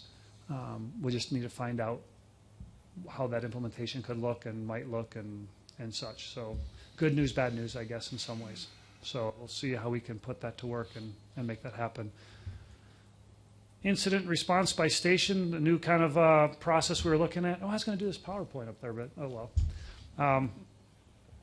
You just kind of see that's a pretty standard split of calls in the Still District in the dark blue, and then the lighter tan is the actual number of calls they went on. Part of the reason we were so late in getting this in your packet was because some of this data really is, having a meeting a week early really creates a havoc on staff to try to get these numbers put in, scrub the data, verify the data, all that stuff. So thank you for staff for getting that done. I know a few people stayed late last night. Sorry if he was late for dinner or she was late for dinner. Calls the time of the day, you just see where we kind of trend and where those calls are at. I just wanted to add that in for the year-to-date stuff, where we are, and watch that go. Community risk, certainly got some things happening there. We got a new building going up, Thai Spices. You see that right there next to Old Sedona, popping up out of the ground. So a lot of work there. Certainly the Element by Weston out in the village is chugging along. We're working with the city. You may have read an article in the paper about the land development code amendments and changes that they're making. So we're at the table with that, mostly as it relates to the wildland urban interface issues. And then we'll be bringing forth the fire alarm and suppression installation stuff also kept us pretty busy. Keeping up on that is a big risk in our community, so making sure we've got those squared away. You got a lot of graphs there. Unless you got any questions, John, anything you really want to highlight there? We're probably good. No, we were down a little bit on inspections that last month, but it's getting towards the end of the year, so we've got some employees that are trying to use vacation instead of lose it. And having the new guy in there, we're taking the extra time and getting him up to speed. But he's a quick study, so he's catching on very quickly. As it relates to training, a lot of great training going on. We did a mass casualty incident, a active shooter drill in the in the outlet mall in the village. That was with Sedona Police Department, Sedona, or I'm sorry, the sheriff, Yavapai County Sheriff, and I'm not sure if DPS ever showed up. They were supposed to be there, but I don't think they ended up making it. But a great collaborative effort on both the police operation, the fire EMS operation, and most importantly, that unified command operation as well, trying to get our folks working with their folks. We work well, but in a dynamic situation, which it truly was a dynamic situation. We had an active shooter using, blanks, but it was a pretty real scenario, and so pretty neat. A lot of community volunteers were there as victims and things like that. So it was well orchestrated, and give credit to Training Officer Duran and the police officer training liaison. I'm not sure who that was. Nate Dorfman, I think it was, over at Sedona Police Department, did a great job and putting that together. Multiple days, multiple times of the day. So good stuff. Couple battalion chiefs keeping up the blue card training. If you remember, we got an $87,000 grant a few years ago. We implemented blue card training, and now we're perpetually providing that continuous training model, maintaining that.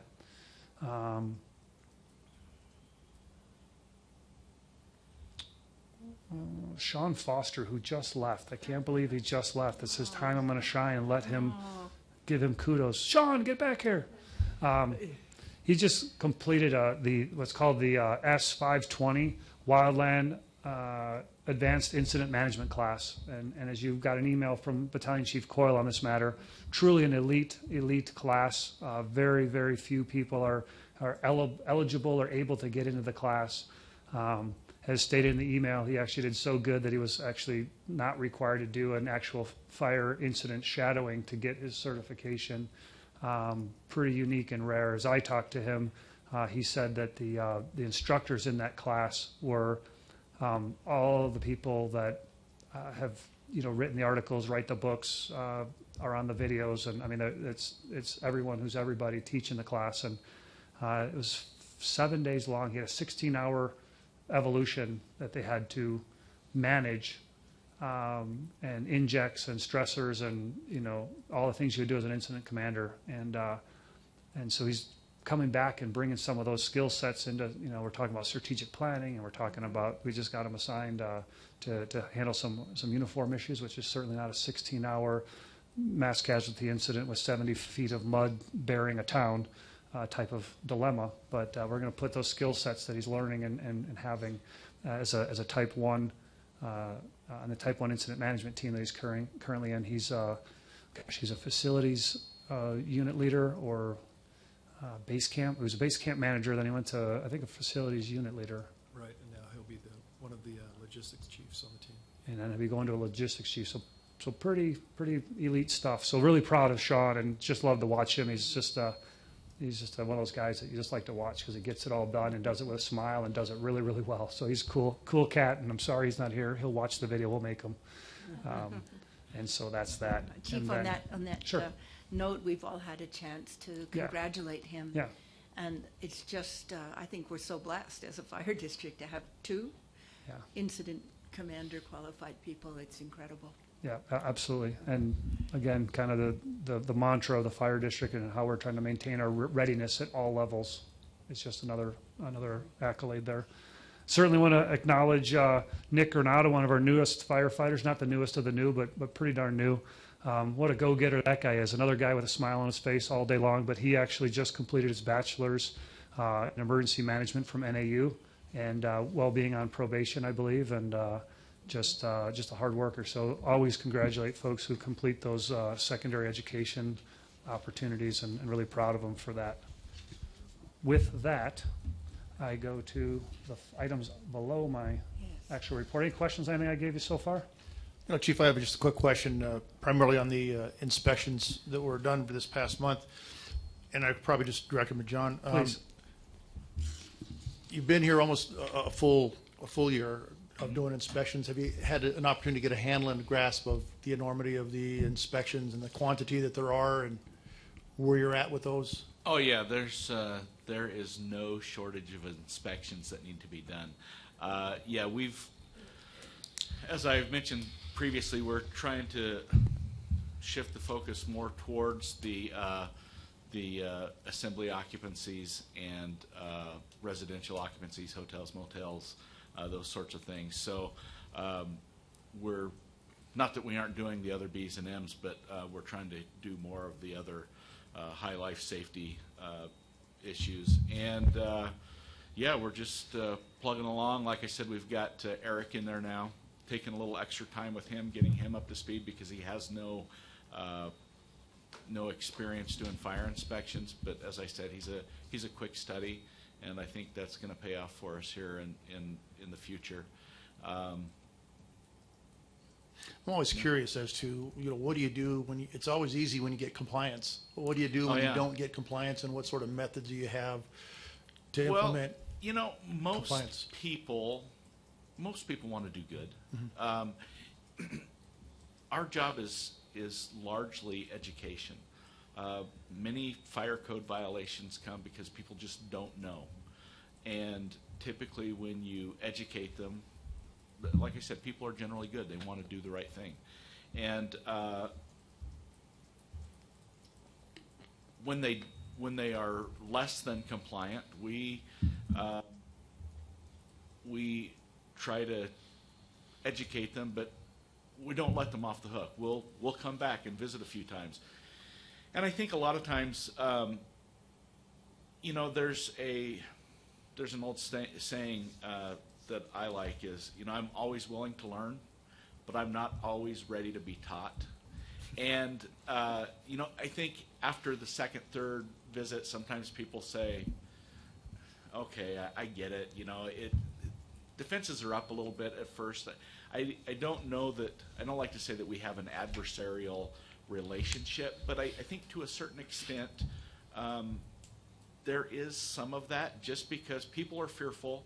Oh my gosh, the fire inspector's here. What's he going to write me up on? And, like I said, I just want to educate them. And 99% of the time, they make the right decision on their own.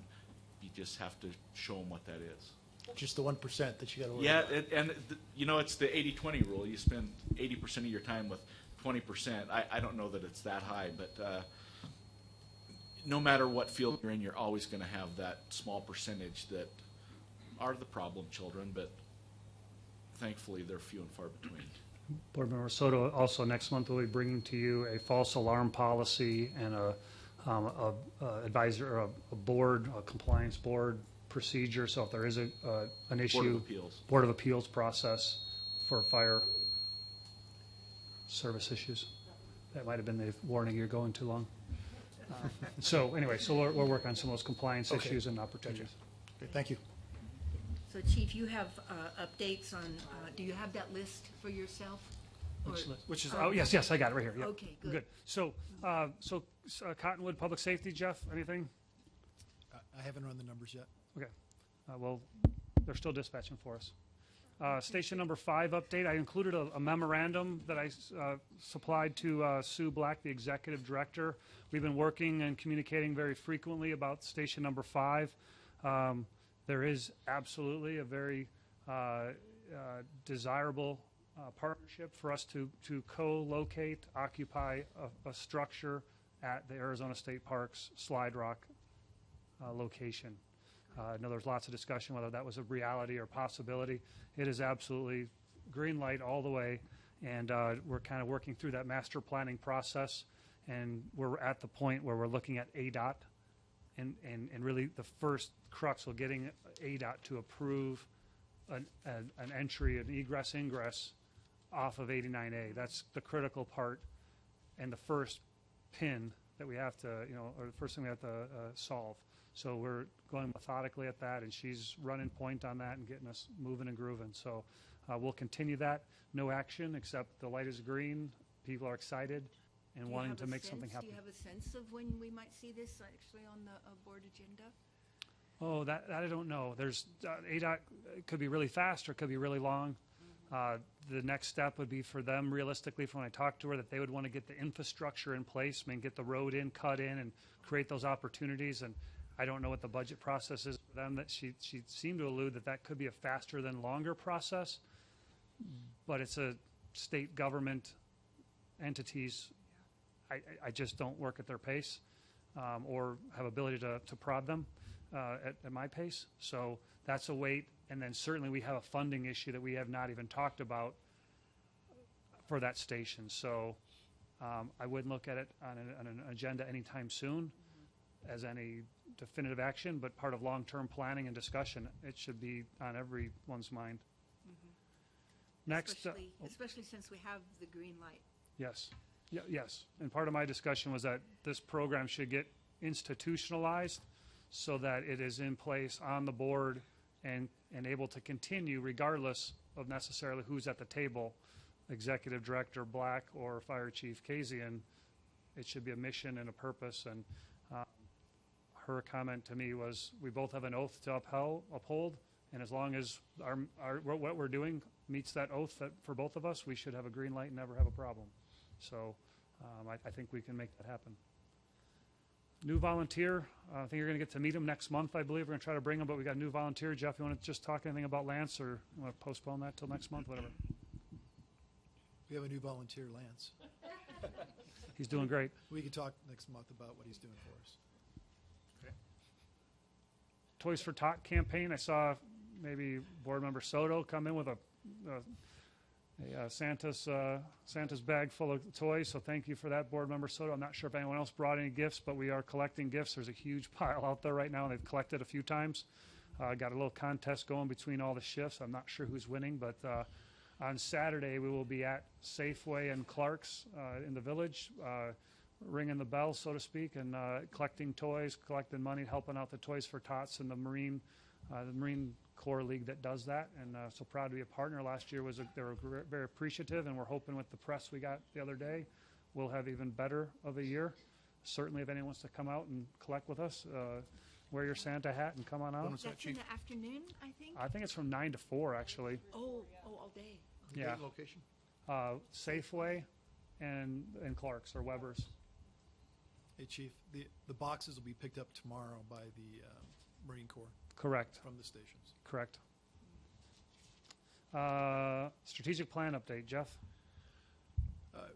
Chief Casey and I spent some time with Cliff Jones, retired fire chief, Tempe Fire. He did the Sedona strategic planning 3 years ago, and we were working through the preliminary logistical piece and setting the timeline for such. So January 23 and 24, here in the multipurpose room will be the strategic planning session.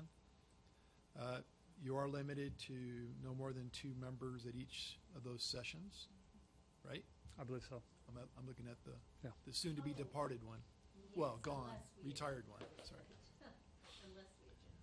So, yeah, and then if we agendize, it has to be an open meeting. So there are it's a strategic planning session for management with injects from various board members to offer some insights relative to where we want to go with the next iteration of planning. It starts at 8 in the morning and ends at 5 in the evening, both of those days. And Chief Jones will be the facilitator for it. Any questions? Thank you. So if, for the board members that do have an interest in going, who would we talk to make sure we're coordinated properly? Yep, you can let Jeff know. Let me know, please, and that way we can make sure we're good to go. Good, and that's all day, correct? 8 to 5? Correct. And loads of fun. Lots of Post-it notes probably and all kinds of cool stuff. Retirement walkout ceremony, as mentioned earlier, Captain Matt Fleece and Executive Assistant Tricia Greer will both have their walkout ceremony January 10th, 2018, 3 o'clock here at the Fire Station number 1. We invite all to come and say thank you for I think Matthew's got 21 years of service, maybe 21 plus, and Tricia 23 plus. So certainly look for a board member to make a few words at the walkout ceremony. I know Corey won't be able to make it because you'll be out of town, I believe. It's mostly true. It's still slightly up in the air. Oh, okay. Okay. The trip to Kenya. There's some political issues going on there. Oh, boy. That have amped up again. So I will let you know in just a few days. Sounds good. Well, we'd love to have you if you can. Okay. Certainly, you'll also remember that we do have Arizona Fire District Association conference that will be held the 10th, 11th, and 12th of January at the beautiful Aquarius, Laughlin, Nevada.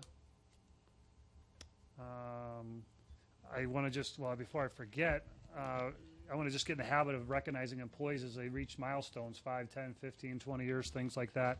So this month, we actually had Engineer Brian Espiau get his 20 years of service. Battalion Chief Buzz Lakowski got his 20 years of service. Engineer Sean Chartier received his 20 years. And Captain Ralph Kurtz, who was here earlier, received his 20 years. So we go around and give them their pins and things like that. But I just want to get in the habit of recognizing those milestones at future board meetings. So you'll hear me mention names and recognize our appreciation for our folks that hit those milestones and continue to be dedicated employees for our great organization. Speaking of great organizations, the Sedona Red Rock Rotary is a club that I belong to here in town.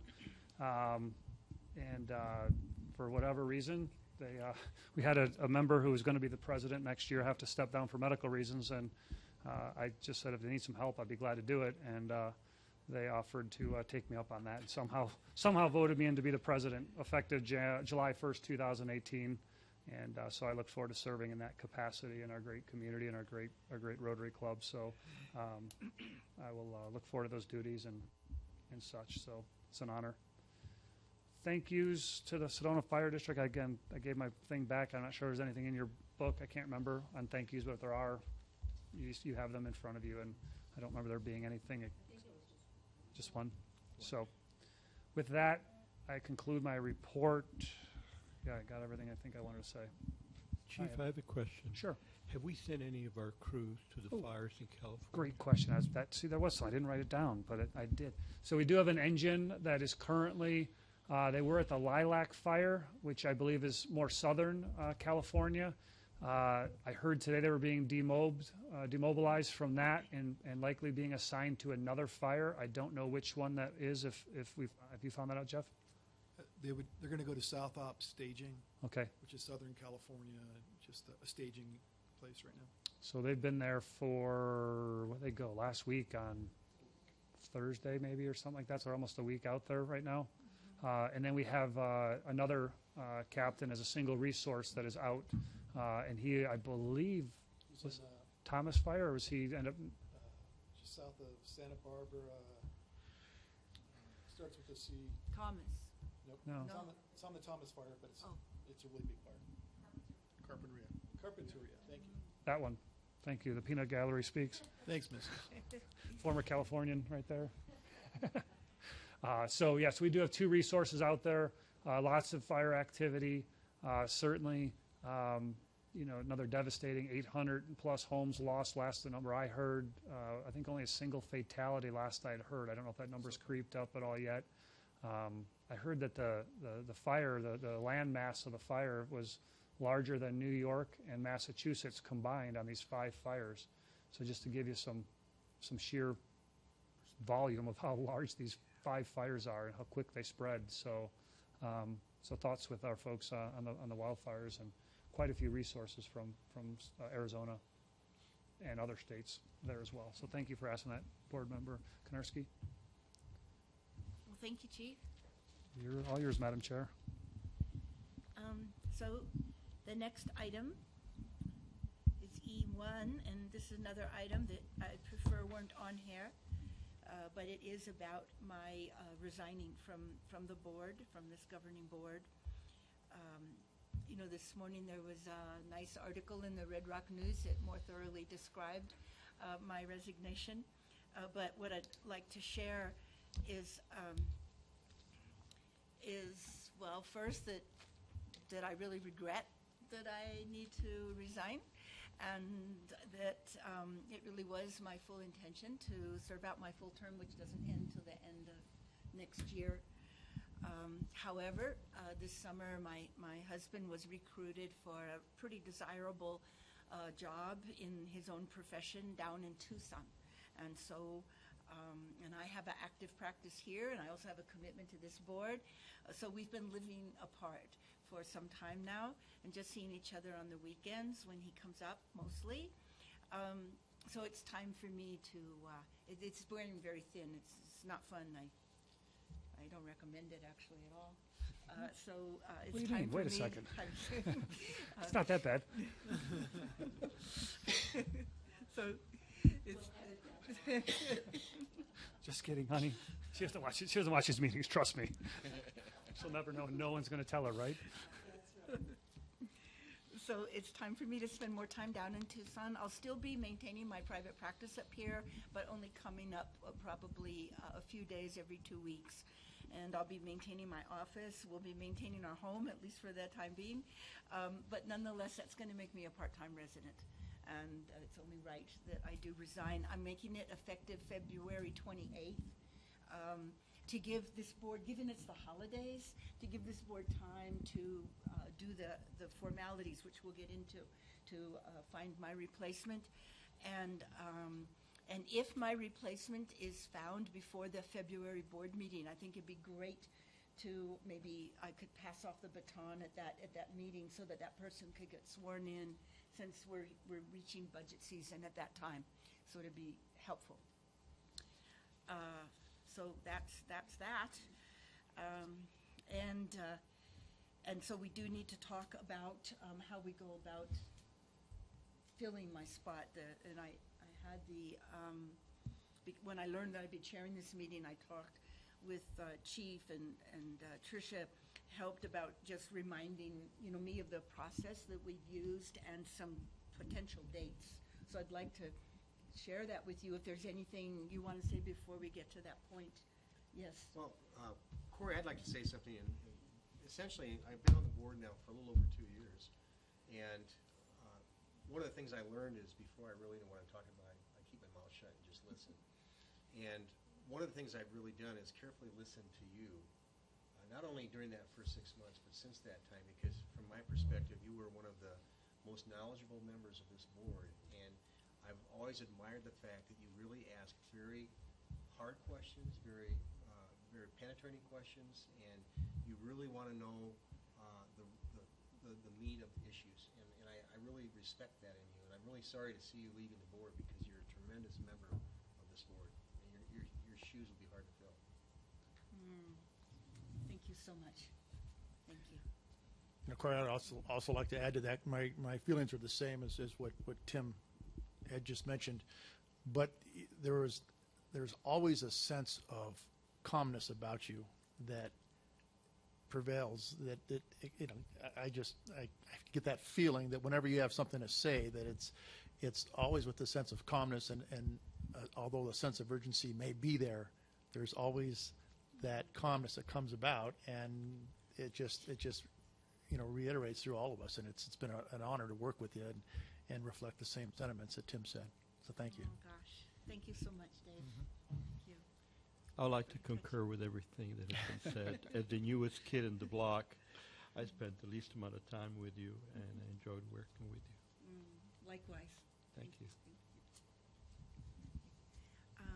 So the way we go about getting a new board member when somebody leaves before their term is up is at first it gets posted.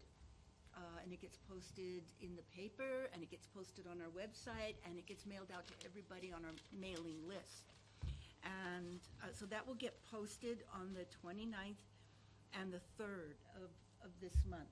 I mean, 29th of this month and 3rd of next month, mainly because it's the holidays, and we don't want to post and have nobody see it because they're engaged in the holidays. And then we can give a deadline for taking in applications, and that would be, it's one thing I didn't seem to write. January 10th Thank you, at noon. At noon. Yeah, January 10th at noon. Because then that will give the board time to do interviews. And that's what we need to look at as a board is when do we want to do them? Thinking that on January 17th, that's our board, January board, we can meet beforehand as an executive and decide, decide who we're going to interview. Correct. Yeah, decide who we're going to interview prior to our January 17th board. So by having all the applicants come in by the 10th, that'll give time for us all to review those applicants. Then there's the interview process, and that's actually what we need to talk about. And brought this great calendar. Oh, thank you. Yeah. So we have the week of both the 22nd and the week of the 29th of January, where we could do our interviews. Now, Ty isn't here, but we'll make sure to check with Ty about whatever we pick. But is anybody away those 2 weeks, one of those 2 weeks? The week- Madam Chair, the 23rd and 24th is our strategic planning, Thank you. so it'd be challenging for staff at that point for those 2 days. You certainly have the Monday, you certainly have the Thursday of that week. Certainly have the week of the 29th, or even the week of the 5th, to be honest with you. It needed to go that far out. Because the board meeting that next month is not till the 21st, so ideally if we could, your process happens and you find the candidates or make a list, as you may talk about shortly, getting that done with enough time to get someone their 24 hours to review the open meeting law requirements that they have Right. is a really only requirement before the 21st, when they could come and be seated at that meeting. Yes, So that rule has changed, so they now can get sworn in at the very same time that they're chosen. At the time that they, yes. So tell me, is there, among those dates in January or that first week in February, is there a preference? Well, I would prefer that we do it in January. And I'm pretty open those 2 weeks, so Okay. I have some flexibility. I'm open both of those weeks also. Yeah, we could also do it the week, if I'm correct, we could also do it the week of the 15th, because we're going to get all the, we can think about that too. Is that, Chief, how does? staff would prefer not to do that. We're going to have a board meeting that week. I just, Okay, the urgency's not necessarily that it has to be done by this specific date. So whatever really works for you guys, we can work that in if that's the only thing that works. But I would recommend getting those, having that board, because you're having that board meeting on the 17th to actually determine which candidates you'd like to interview or whatever that may be. So you really couldn't have your interview process until after the 17th. Or are you saying February 15th? Did I mishear that? Or are you saying no, January? no, I was. So thinking yes, you probably won't be making a Right. decision Correct, until thank you. the board meeting, who you're going to interview, who's qualified, whatever that decision process you go through. Then you'd need to notify those people that there's going to be an interview on such and such date to make them Yes. available. Last time we did this, there was a few people that weren't available, and we kind of made some changes to the schedule to interview those people as well. So you got to decide, not today, but how you deal with that. How So does the week of the 29th look? I was- That's still January. I was going to suggest that for you. Oh, very good. The week- And how is that for you, I'm open. Tim? Yeah, and, great, and I'm good too. So, especially the first 3 days of that week? correct. The First 3 days are the fine. 29th, the 30th, and the 31st, depending on how many people we want to interview. So perhaps we could all keep that available. Those 3 and days. Those 3 days. those 3 days, and talk and and check in with Ty to see if he has any unavailability in those 3 days. Who would be checking in with Ty? We will. Very good, thank you. So is this all sounding good? We're good. All right. I don't believe, thank you. I don't believe we need, do we need a possible action? I guess you need to accept my resignation. Yeah, Is do- that correct? Yes, Uh-huh. So I need a motion. I'm not going to make it. I would regretfully make a motion to accept the resignation of Board Member Corey Cooperman. I second. Very good. All in favor? Aye. Aye. Okay, very good. And that's for, I guess we should say the date, February 28th, unless we move it up. Effective February 28th. Thank you. Okay, good. Thank you all very much. we got through that. So now we have this. Mr. Dave, you brought this up. This item. Would you like to tell us what it's about? Yes, Board, Madam Chair and Board, I've pondered over this since I've become a board member, and we're in private industry. You would have a retreat where a board or the executives would meet and kind of discuss those items that would be projected as agenda items over the course of the year.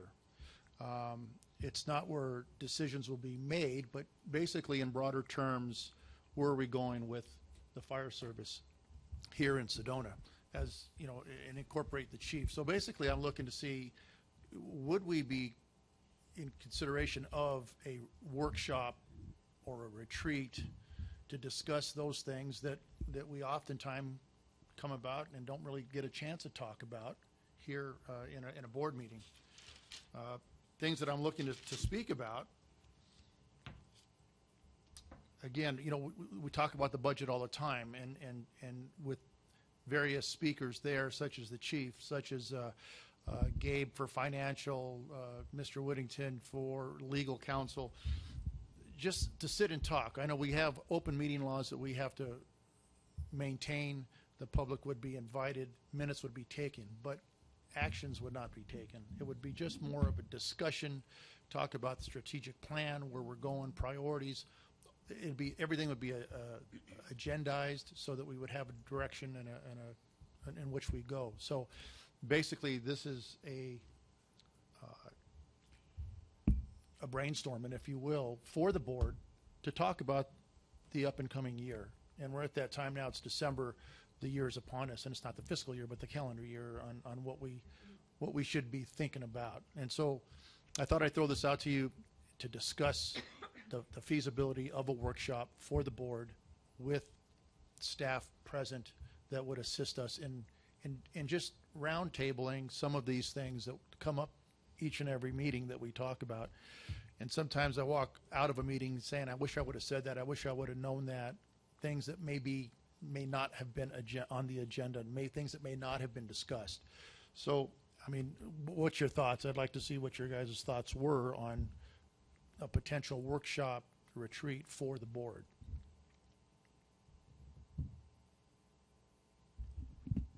Well, I think it would be a good idea. I'm used to that in municipal government. We've used to have a lot of that, and it would be very useful for us to have that for myself as a board member. Well, I would agree. I think it's a good idea. My only question would be, is there any value in waiting until the new board member is seated? The value to me is to have the existing board member there because of the wealth of knowledge that she has. Mm-hmm. And if the new board member was seated, Corey would obviously be invited because of that base of knowledge that she has to assist us in just roundtabling, talking and discussing.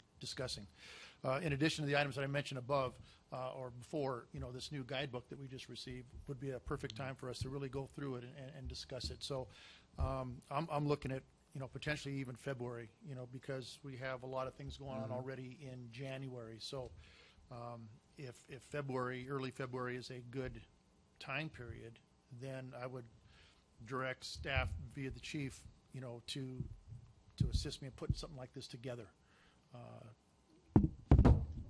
That's what I would think. And possibly, if the new board member has been selected prior to Corey leaving the board at the end of February, maybe that person could be invited to at least attend the work. Absolutely. I don't know if this is working or not. You're doing fine. How would we come up with an agenda? And what would the items be on the agenda?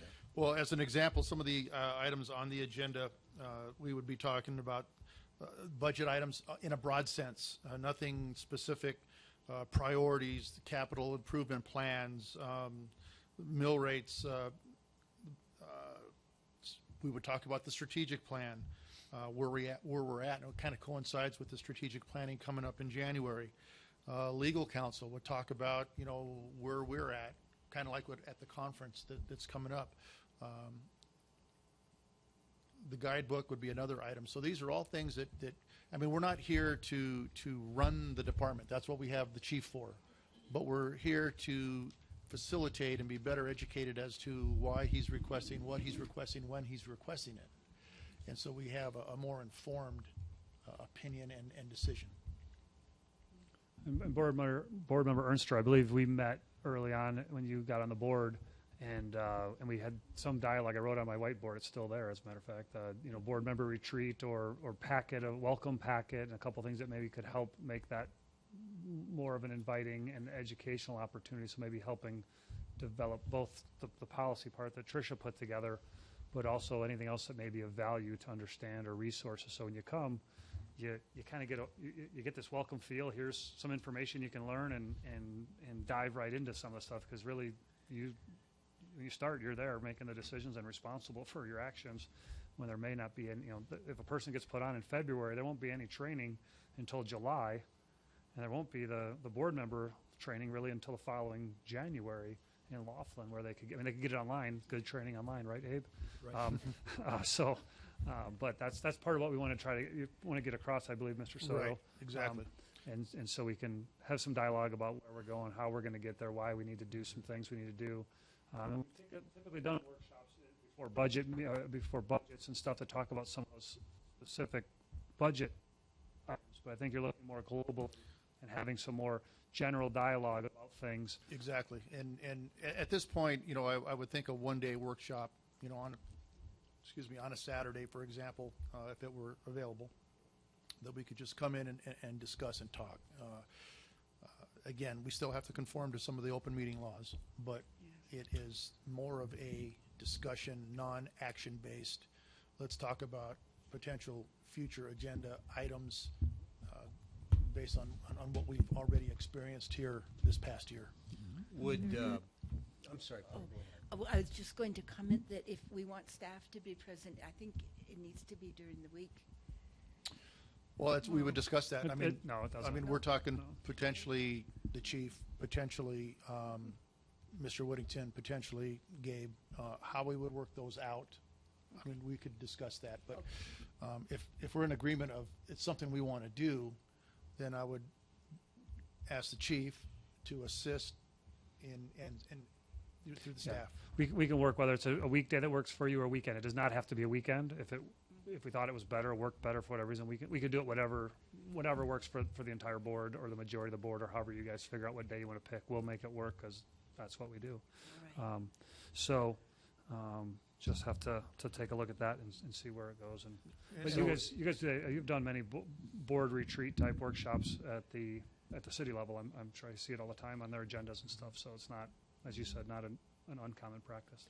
So would board members then, if we had an item for the agenda that we felt would be beneficial, would we give that to the chief, or who would we give that to? We would probably work through the chief or through the staff in Okay. order to get that on the agenda.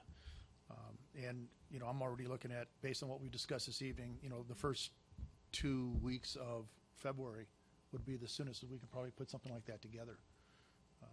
If we could.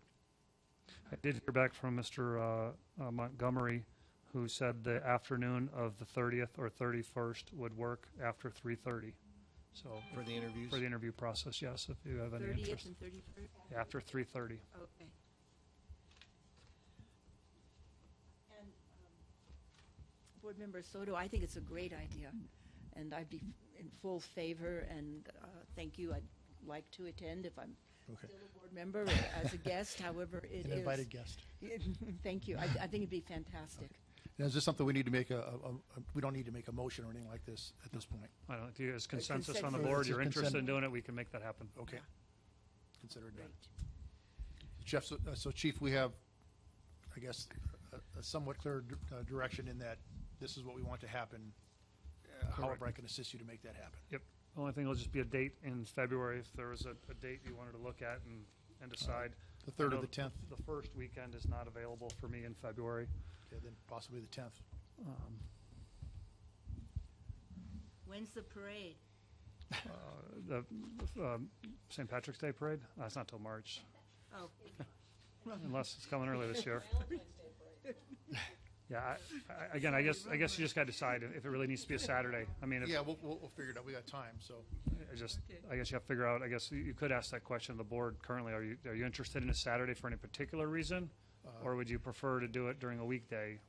I mean, depending on your work schedules, I know Corey does have some work engagements at times, but has I would actually flexibility. prefer a weekday. A weekday, I okay, would. Tim? I would prefer a weekday as long as it's not the And 1st it- or the 8th of February. Okay. Because I'll be out of town those 2 days. Okay, so a weekday would seem to be, Same with Abe as well. as well as a location. I mean, it doesn't have to be here. It could be almost anywhere in that sense, I would think. Yeah, wherever you want to have it. Okay, so So- we'll work together. We'll work on making it a weekday and we'll The get some dates 6th, out. the 6th of February is an option. If that works for somebody, that looks really good on my schedule. Mondays sometimes are a little bit tougher. So I would ask if the 6th works for folks. I would be happy to do that date if anybody had a conflict. If the 6th works for everybody, we can make that tentatively the 6th. We'll check with Ty and make sure, and then we'll kind of work towards that date. Yeah. His weekday schedule is going to be very tough, I would guess. So, but That's correct. that's again for your purviews to figure out who, how, and who can make what when. So All right, well, we're complete on that. I think so. Yeah, I think so. Thank you. Okay, thank you. Thank you, Board. So now we have the fire marshal's safety message. Well, if you've been paying attention, you notice that it's the holiday season. So one thing I wanted to talk about this evening is that during the months of December and January, 55% of the fires, structure fires involving decorations occur in those 2 months. 36% of those fires are attributed to the use of candles. The next leading cause is improperly used extension cords or electrical lighting. There are indoor Christmas lights and outdoor Christmas lights, and some that are approved for indoor or outdoor use are not necessarily to be used the other way.